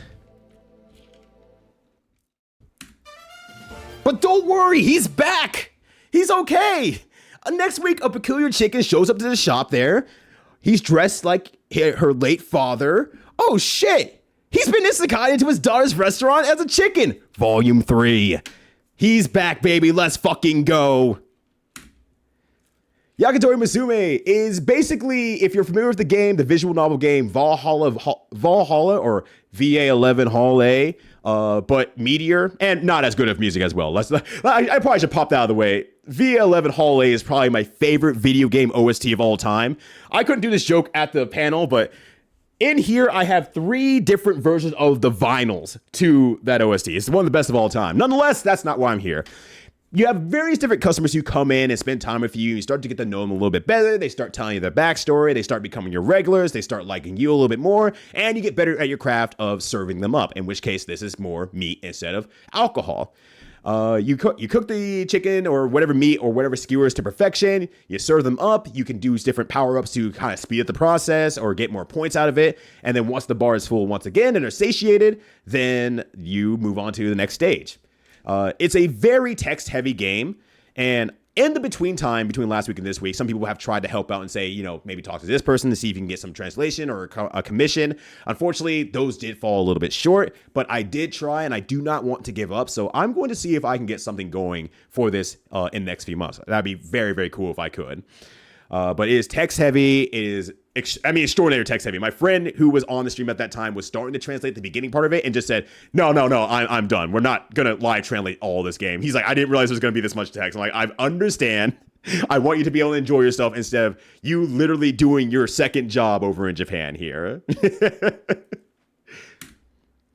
So moving on, we have Chocoball, which is made by Morinaga, established in 1899, so real old company there. The confectionery company that also makes Haichu, which I think shadows as well to North Carolina where I reside, because I believe their U.S. Factory is actually in state here. So I could probably get some Chocoballs somewhere. I would like to imagine at least. But the Chocoballs themselves are chocolate-covered crushed peanut balls. They come in different flavors. This was released in 1963, and we are mostly concerned with their mascot, Kyoto-chan, who was created in 1987. Because Kyoto-chan is in a multitude of different video games. The first one we're going to be talking about is Kyoto-chan Lan, which is a puzzle platformer game for the Famicom Disk System. Now, this one is interesting because it is a reskin of a lot of games, like Castilian, Tower Toppler, and Nebulous. You ascend up the tower, and you have different enemies, platforms, and other stuff along the way that you have to dodge and get around. Now, while there are multiple different versions of this game, I only play Kyoto-chan Lan, and I like the idea, but the execution feels really bad. It wants you to do a lot of speed-based things, and it's just like you do not move in such a way that you're confident in actually making it past the platform or the object in the way or whatever trouble that you have ahead of you. So it's like I wanted to like the game a lot more. I just didn't in the long run. Maybe the other versions run better, and it might be worth trying those ones. But at least for Kyoto-chan Lan, unless you're desperate for a puzzle game, do not worry about it personally. I'm not a big fan of it. Now, there's Pocket Kyoto-chan, which is a virtual pet simulator. Once again, this game is only in Japanese, and I could not figure it out. I had no freaking clue how I could progress in the game. I clicked on a bunch of stuff. I tried doing a bunch of things. I've even watched online. I went to go look at other people playing the game, and I saw like one video out of like 8 that actually had Kyoto-Chen outdoors, like outside of the house. No one else was able to figure it out, apparently, due to the language barrier. So I can only say I assume that's what it is. I personally could not get that far into it, unfortunately. So if you're desperate to try something new, you miss your Tamagotchis or whatever, that's available to you if you want to play that. But now we have Kyoto-Chen no Purikura Daisakusen, which is a 2D platformer for PlayStation 1. This one is a beauty of a game. It looks so good. It is so cute. It really leans back into that very bright, colorful cartoon era of video games that we had around that PS1 time, where it's like, oh, we can put more graphics in the game. What if we make them look really good, bright, colorful, animated well? This game has all of that. It has what I would call similar energy to Mega Man Legends, which I just played recently as well. And it just has that very, very bright appeal that I like a lot. This is also a good game. Like, this is actually a really fun game on top of all that. So it's a marvel to look at. It's pretty fun to play. It's a cutesy platforming game. So if you're looking for something that's really unique, this is one to check out. I actually recommend this one. Definitely, absolutely check this one out. And now it's time to leave Japan and revisit the rest of the lands that exist out there. So this will kind of be it's going to be mostly based around Europe. Let me be clear here, and the different countries inside of it. Like, I don't know, hold on, I got my notes here. Brighton? Brighton? I think I nailed that shit. Fucking Brighton. Let's go. So starting off with Penguin Biscuits here, we have the McVitie's, I think that's right. Someone from the UK corrected me on this, and they said I said it right. So I'm hoping I'm still correct. But they were a Scottish-British snack food brand, established in 1830. But most specifically, their penguin biscuits that were created in 1932. There's chocolate-covered chocolate biscuits or cookie bars that they have there. They have different flavors and everything like that. And each wrapper has a small little joke on it. So from the US side of things, if you're familiar with Rocket Pops, where if you eat the popsicle, there's like a little joke on the inside of the popsicle stick. Kind of similar thing here with the wrapper. And honestly, I had to ask a British friend for their opinion on it. And they said they're pretty good if you're 14. But you know what? You're as old as you are in heart. So there we go. But the game that they're featured in is James Bond 2, codename Robocod, which is a 2D platformer for basically every system of all time. Like we're talking from like all the way for the Amiga, all the way to current day Switch. Like it is on everything. It is, from my perspective, a mediocre game. But as I've talked about with other UK friends and everything like that, and other European friends as well, there's a US side of, we like to call things Eurojank, and that's just not fair because it's just a different style of platforming compared to what they grew up with. And a lot of them actually, really like and swear by James Bond games, hence why there's a 2. So I think my US sensibilities did not vibe with the game, but there are people out there who do swear by it to some degree and don't hate it nearly as much. So take that as you will. It's not just me. Or rather, it is just me, maybe potentially, I should say. So that said, though, if you want to see the Penguin branding, it is only in the original UK release. If you go through all the rest of those other versions that got released since then, they do not have the Penguin branding. So that was a one-shot only. You have to play that specific version, and it will be a specific stage that has it. It'll have the intro that has Penguin, and then we are done there. Then we have Yogo Yogo, which is made by Campina, which is a Dutch dairy cooperative that was established in 1979. Now, Yogo Yogo itself is a yogurt drink of various flavors that stopped its production in 2020, but relaunched in 2021 as an all-vegan soy product, which I'm like, yes, let's fucking go. Your lactose intolerant homie can finally have some Yogo Yogo. I have no Yogo Yogo near me, but I could have Yogo Yogo without eating a bunch of pills beforehand. So this is a good day for me. Give me some of that fucking soygurt.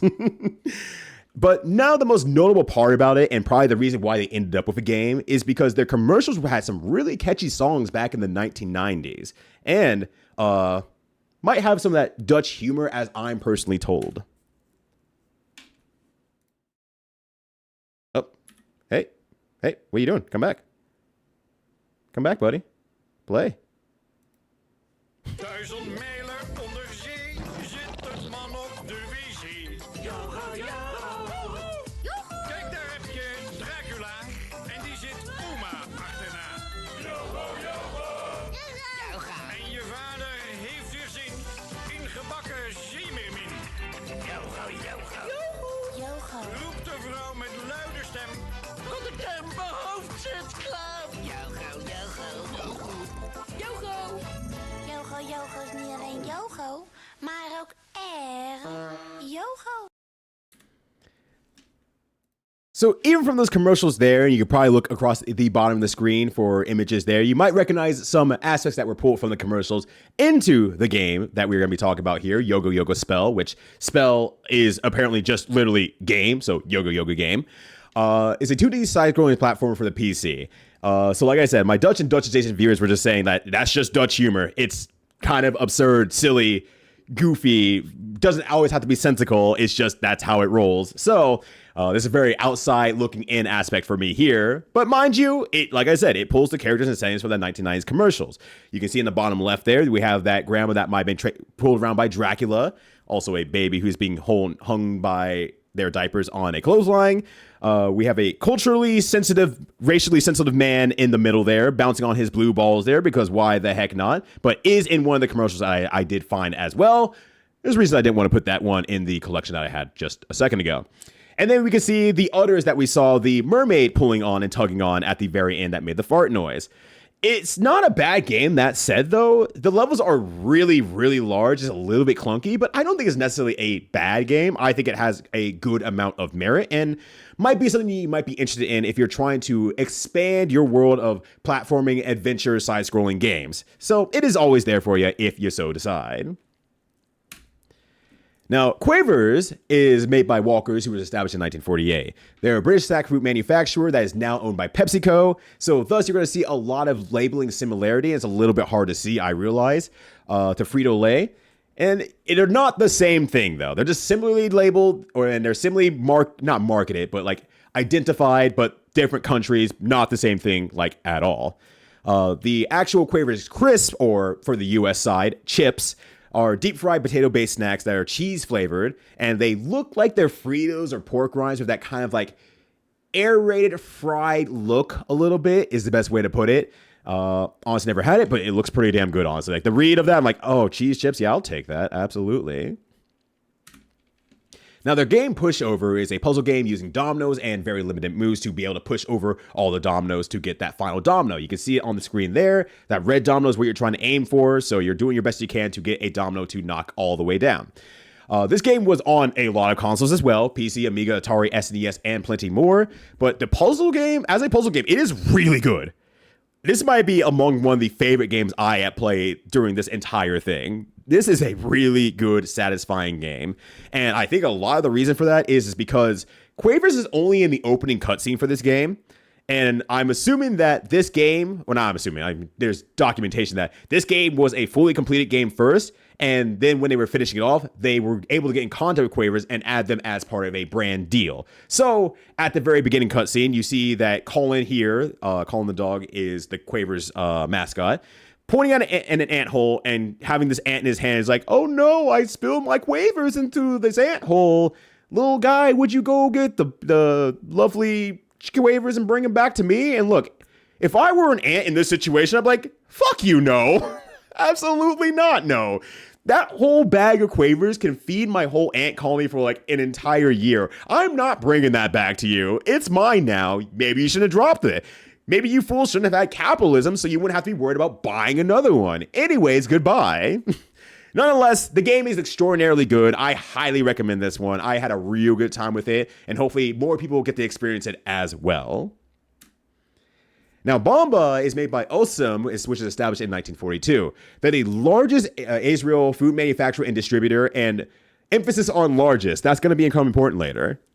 But the snack that they make is Bomba, which is a peanut butter flavored puffed corn snack that was created in 1964.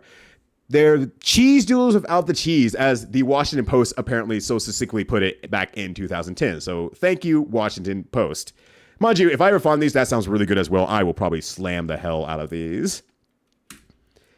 Now, the game that was made off of this is, I don't know how to pronounce this. I'm so sorry, everyone. I don't know how to pronounce this at all. Missy Bamba Shelbamba, I don't know how to pronounce it still once again, is a 2D platformer for the PC/DOS. As you can probably see in the animated picture below, there's an object that appears on the ledge, and as I try to walk to it, you can't walk there. You actually can't walk there. So there are legally platforms. They're not great. This game fucking sucks. I did not like this game. The highest praise I can give this game is that it's short. I think I finished it in like 30-ish minutes or so, 30, 45 minutes or so, after I was able to get, my quails in the square around it. But God, this game is rough. If you're looking for a bad game, this is a bad game. This is featured on Cuso Grande level of bad game. If you're not familiar with Cuso Grande, it's basically a competition around some of the worst, jankiest games that they can possibly find and have people compete in them. This was on there as well. So it definitely passes the marker for being a universally rough game. But the most important part, and why we mentioned why they're the largest Israel-produced snack company out there, is because the company mascot, the Bamba Baby, was Israel's mascot for the 2012 Olympics officially. Until the public said, "What the fuck, that baby's ugly," and they made him take it back. Babby dies.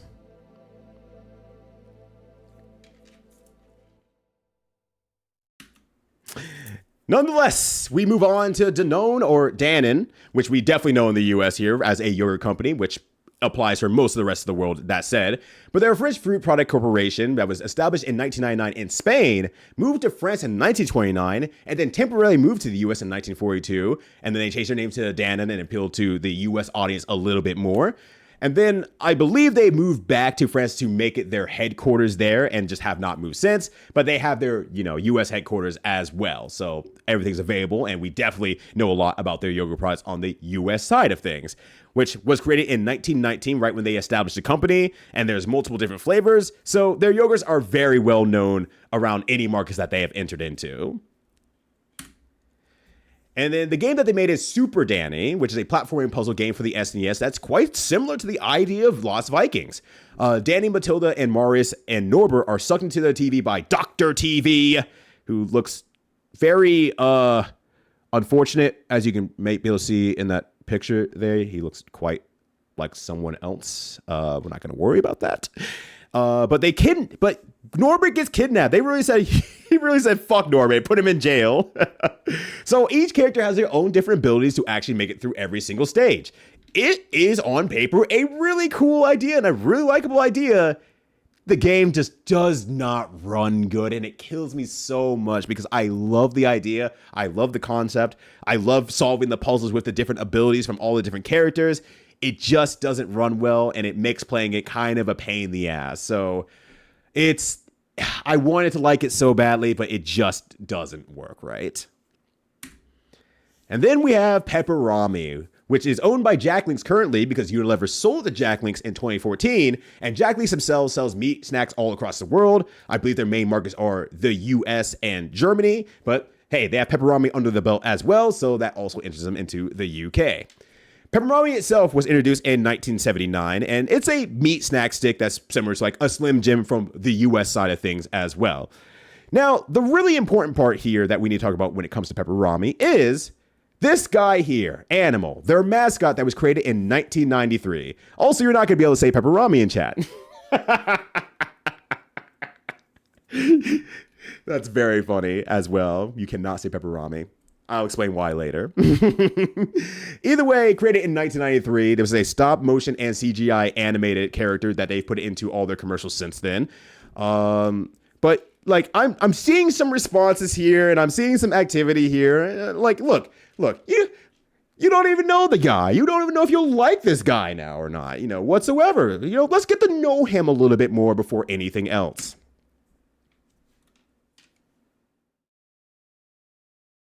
Sometimes I feel that people just don't understand me. They think I'm a bit of a pig, a meathead. But deep down, I'm quite tender, really.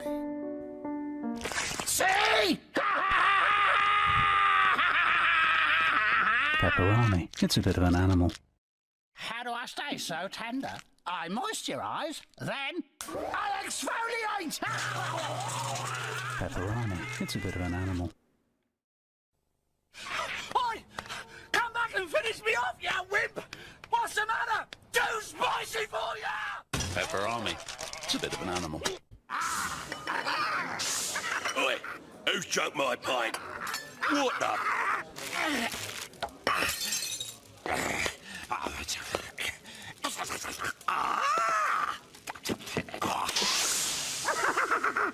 f***ing steaming! New fire stick. It's a red hot pepperami. Now I know exactly what you're all thinking. Damn, I need to spend somewhere between 4 to 8 hours more with this guy specifically. Well, I have the game for you. This is Animal, the game, which is a point-and-click adventure for the PC. They realistically did the character and the game world correctly by making a fairly insufferable guy interact with the world and make the characters around him as well interact with him in a very similar kind of annoying and shitty way. This is a lot. I personally didn't feel that strongly towards it. It being a point-and-click adventure in the first place is something I already struggle with personally, but when I have to spend time with Pepperami out of all, or Animal with all people in the world, it's already pretty negative. But as I was also progressing through the game, there's also some very dated humor that is not enjoyable as well.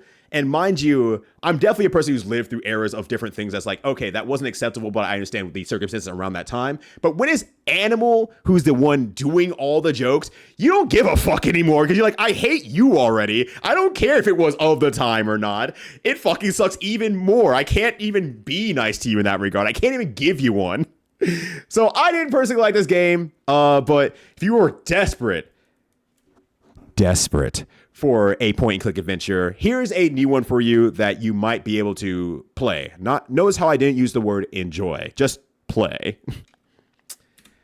And with that, y'all, thank you so much for entertaining my effective TED Talk about all the things that we have discovered when it comes to food and drink branded video games.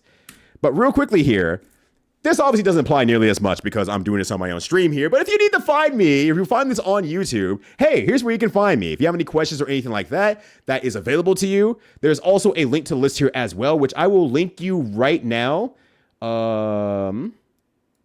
Here, so that you have that available to you. That should be open. You should have a list of the games available there. So if you want to look at them, you want to reference anything, that's available. But it's not remember, it's not a Bible of every food game out there. I have been adding to it as some people have come to me after after MAGFest, and that's really good. But it is not a fully complete list whatsoever. So I want it to be clear here that there are still games that are not on that list there. If you want me to add it, I can absolutely do that, but I don't plan to maintain it as that Bible of all branded video games whatsoever.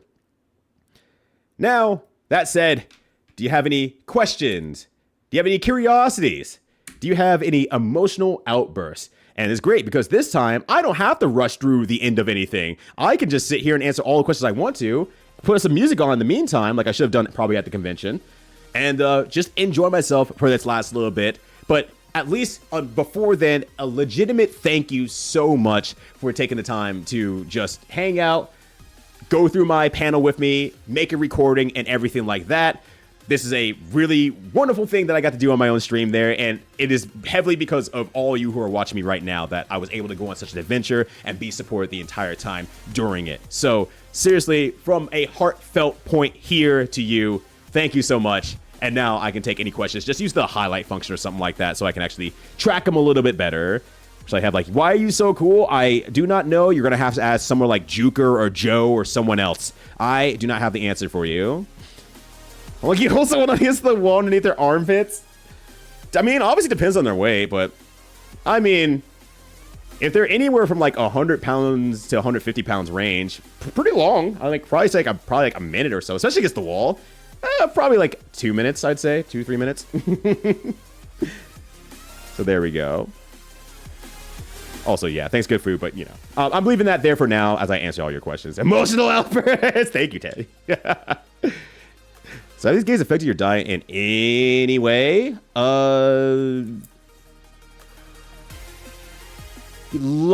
Slightly. The one product that I ended up buying that I could find, and I kept using it, because I did a stream where I found as many products as I could and tried them live on stream. The only product that I actually continued to have afterwards was the Milo chocolate drink mix, I guess is what I call it, because that's pretty good. I was like, damn, I actually kind of like this a lot.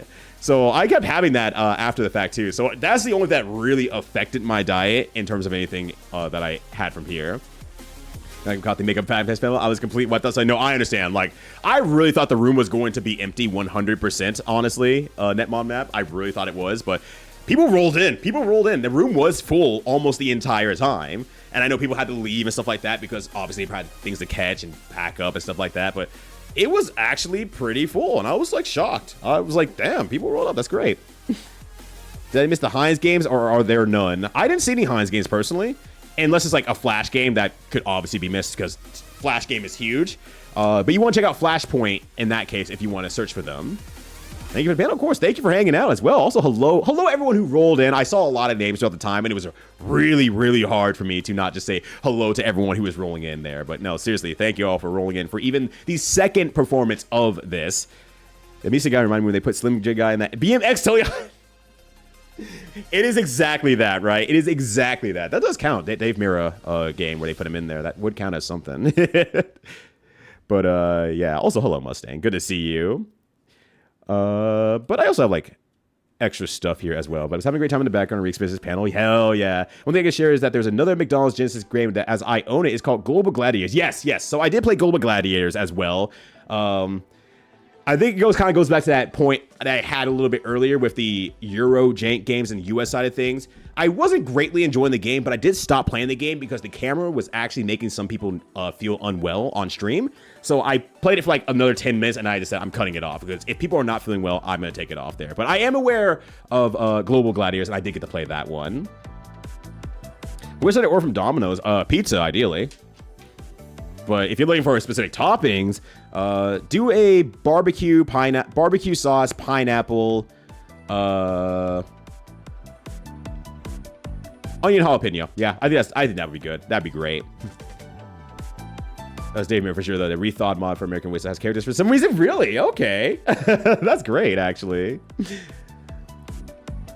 And then also as well, did I play UFO Common and Yakisoba for the SES? Yes, as well. So I worked very hard on this, as you can also tell, because there's also quite a few extra things where I'm like, I had to cut a lot of stuff because I do not have the time to do all this in under an hour and be able to answer questions at the same time. So Yakisoba is down here, yes. Where I had a lot of factoids about actually Nissan Foods because obviously there's a lot to say about the company because it's a little bit more well known in the US. But I think we've talked about it before, Juker, where the game itself, I was just like, it's the worst kind of game. It's boring. I didn't find any excitement out of that game, and I was like, if I have nothing to say about the game, I'm not going to pop it up, actually. I did not really care about that. I like Kokoichi. That was Japan only for Yoshinoya restaurants. Yes. Yoshinoya. I think I still made a... Did I make one for that? Yes, I did, actually. There it is. Yeah. So Yoshinoya is the service action simulator game for the PS2, where you're basically doing the same thing as Kokoichi. It's just you're in a different storefront, but the idea is very, very similar. Where even to the point where like you'll finally get to a boss of the area and you gotta satiate them, and then once they're good, everyone's happy. It's not a mid-show because I feel you won't say it again, but job is sort of a derogatory term nowadays. People prefer enhancement salary. Today I learned I'm gonna go into the wrestling space and say, excuse me, they prefer enhancement in talent, and then every wrestling space will kick me out, which nothing will be lost because I'm not in the wrestler space anyway. Has the most penis music of all time. It's more because Tommy Tallarico. It's all downhill from here, Joe. It's all downhill from here. It causes you to find the commercials, which is how I remember. Ah, gotcha. That's someone to go to Domino's order barbecue steak and pineapple. Ooh, now that sounds pretty good, actually. I'm not gonna lie. But yeah, Wimpy as well. Yeah, Wimpy was there. And I'm like, again, I didn't have much to say about Wimpy. I think I literally said it's like her burger time with a kickflip. Yeah, it's burger time with a kickflip. Where you get to this first screen that you see on the bottom left corner. You carry the food from one end to the other end without the enemy stopping you. And then for the rest of the time, it's burger time-ish. where you're trying to make burgers by walking over the platforms. You knock it all down. It never goes back to that first stage. I don't know why they never go back to that first stage without, you know, dying and resetting. But yeah, that was a weird one, honestly. You want me to say anymore? Oh, really, really? That wasn't me a joke. Okay. You have to understand, I'm coming from the end of a lot of people will roll in here and just say something like that. And I'm like, haha, very funny.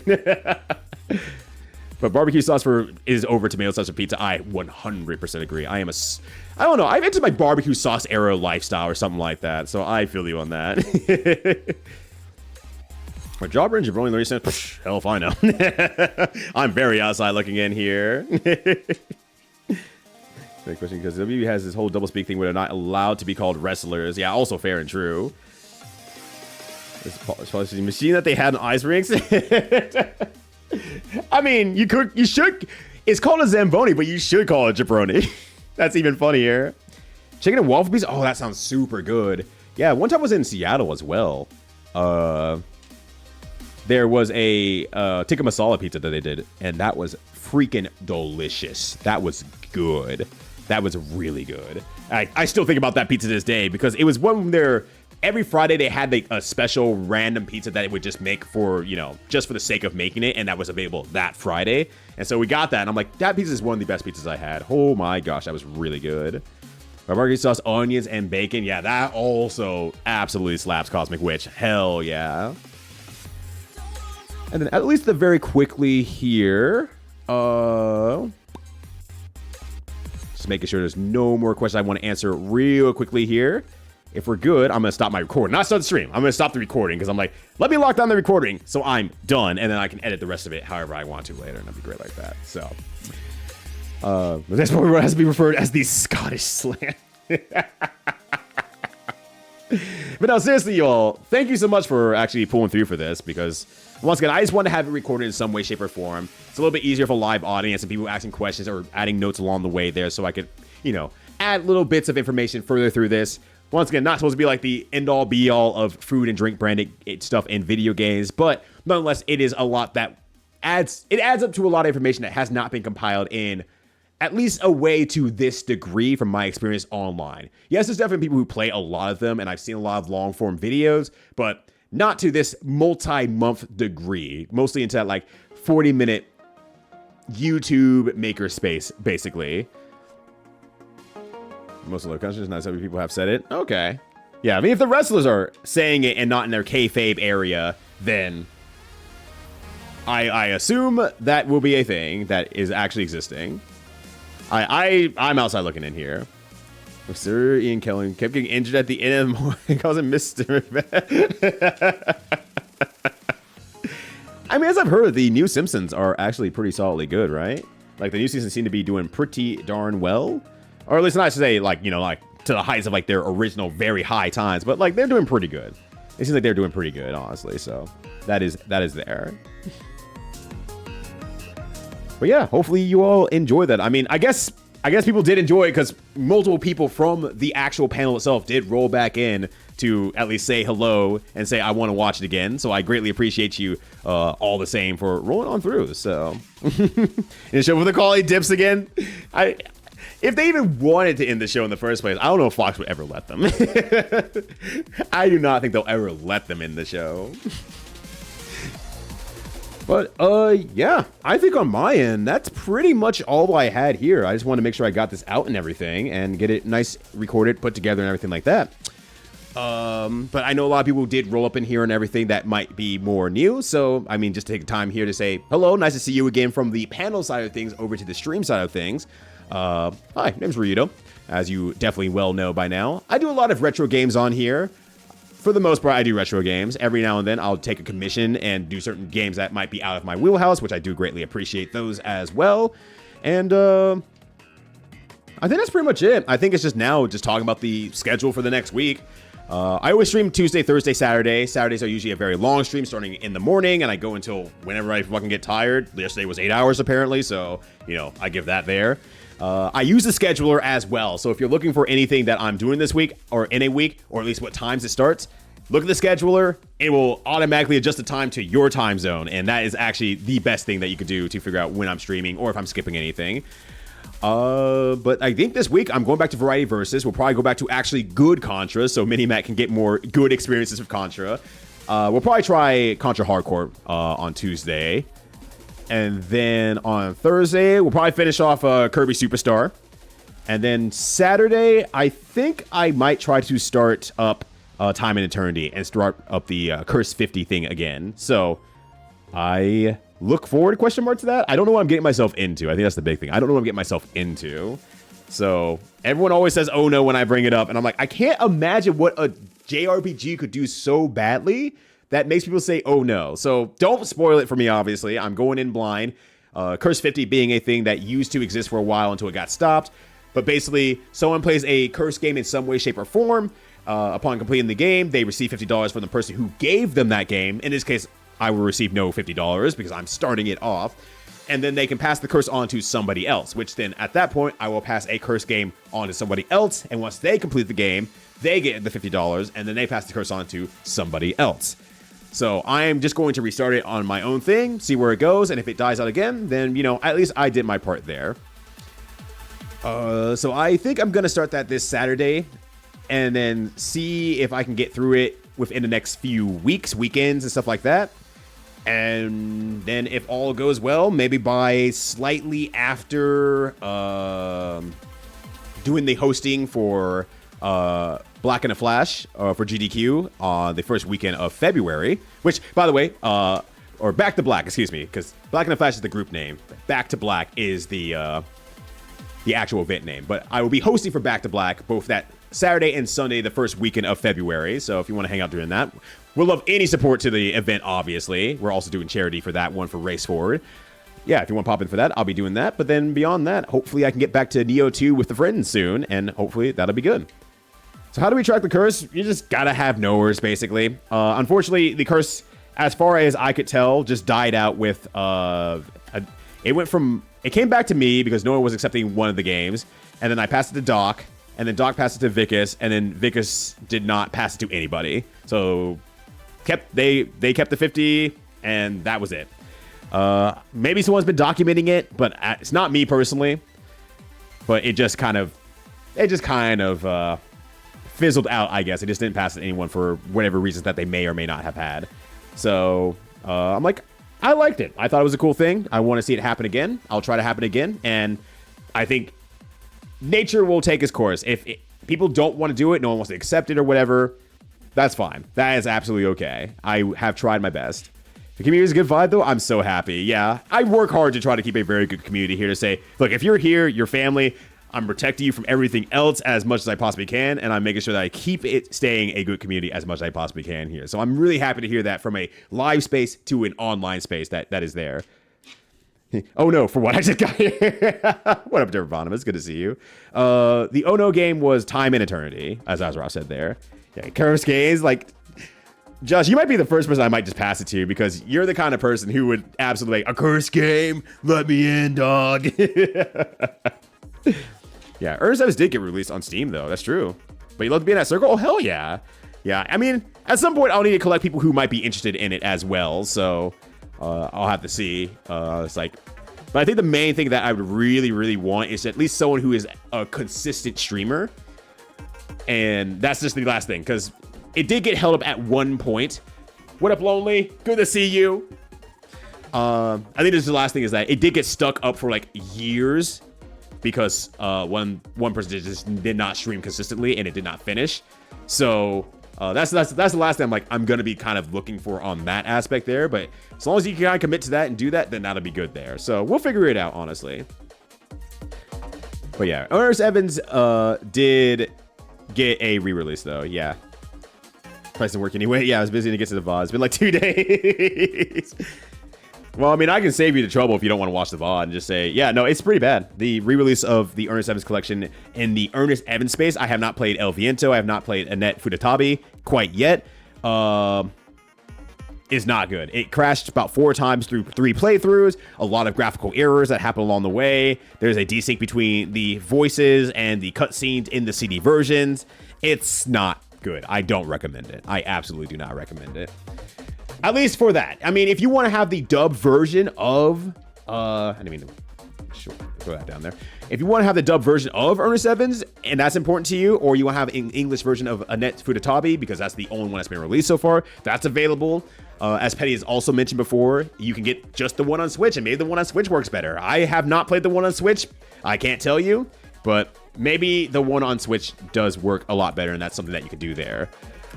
Considering the person who's submitting speedruns right now, actually turns out someone got second place as of like yesterday, like while I was streaming during my grind session for Ernest Evans. We got a new second place as well, so that puts me in third place. So like, oh, this fucking rules. Let's go. But maybe the Switch, but they're playing on the Switch version, so maybe it works better, because if they're submitting on Switch version, then I guess things are going good enough for that they are able to do it. So there we are. But that said, I'm just kind of looking around here a little bit and seeing who's doing what in the video game space, and then seeing who we might run over to. Yeah, it's like, oh shit, hell yeah, I know where we're going. I know where we're going. Oh, you're not supposed to play advertisements. How dare you? But Incredible Fail, thank you. I'm really glad. I am really, really glad. Automatu decided to remove lives. Not the live system. It just counts as 0 at all times. You can restart from a checkpoint. It goes straight back to main menu. Oh my god. Let give it a go and end the consistent stream. That's true. I just have to think of something that wouldn't break your hands, Jimpu, if you were to be lined up on that. I don't want to break your hands. So I have to think of something that would be mentally cursed for you. You feel like it should be good, just isn't. I'm curious to see where that comes through there, but you know, I'll play it firsthand. So, but as part of the Curse 50, I forgot I was actually finishing up a point on the Curse 50. With the Curse 50, you cannot receive backseating. You cannot receive help. If it's not in the game manual, basically, you cannot get any extra external help from that. So it is up to you as a player to figure out how to make it through the game on your own merits. So that is the big part about the Curse 50. You can't be saved. You have to do it, and you have to figure out how to do it. Or give up. You can give up, obviously. If it's too much, if it's too cursed, and you just can't do it, you don't have to. You absolutely don't have to. But the idea is that you're forced to at the same time. You have an obligation. Yeah, the Curse 50 Informers will be shot on site. I'll have to bring out the no backseating Pico again. He's a little bit dusty, but he's still there. He's still available in image form. I can bring him in at any given time. Well, that said, once again, thank you all for hanging out. I greatly appreciate that. If you want to watch some videoed games on twitch.tv, I'm going to bring you over to Barrier Trio Bean, who's currently playing Toe Jam and Earl, 2-player with Krungo Kong. And, yeah, let me get that going here really quickly.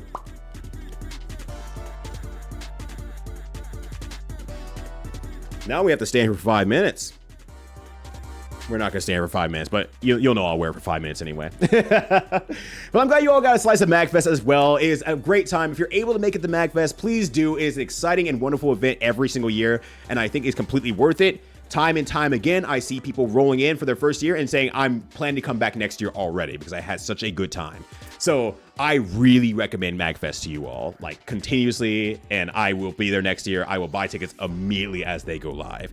That said, once again, thank you all for hanging out as always. I'll be back again on Tuesday with my friend Minimat for some variety verses where we'll be sending some Contra and continue to go through that series. But until then, take care of yourselves. Have a good one. Be safe out there. Stay cute as always. And until next time, always remember, you cannot get beefier than Animal from Pepperami.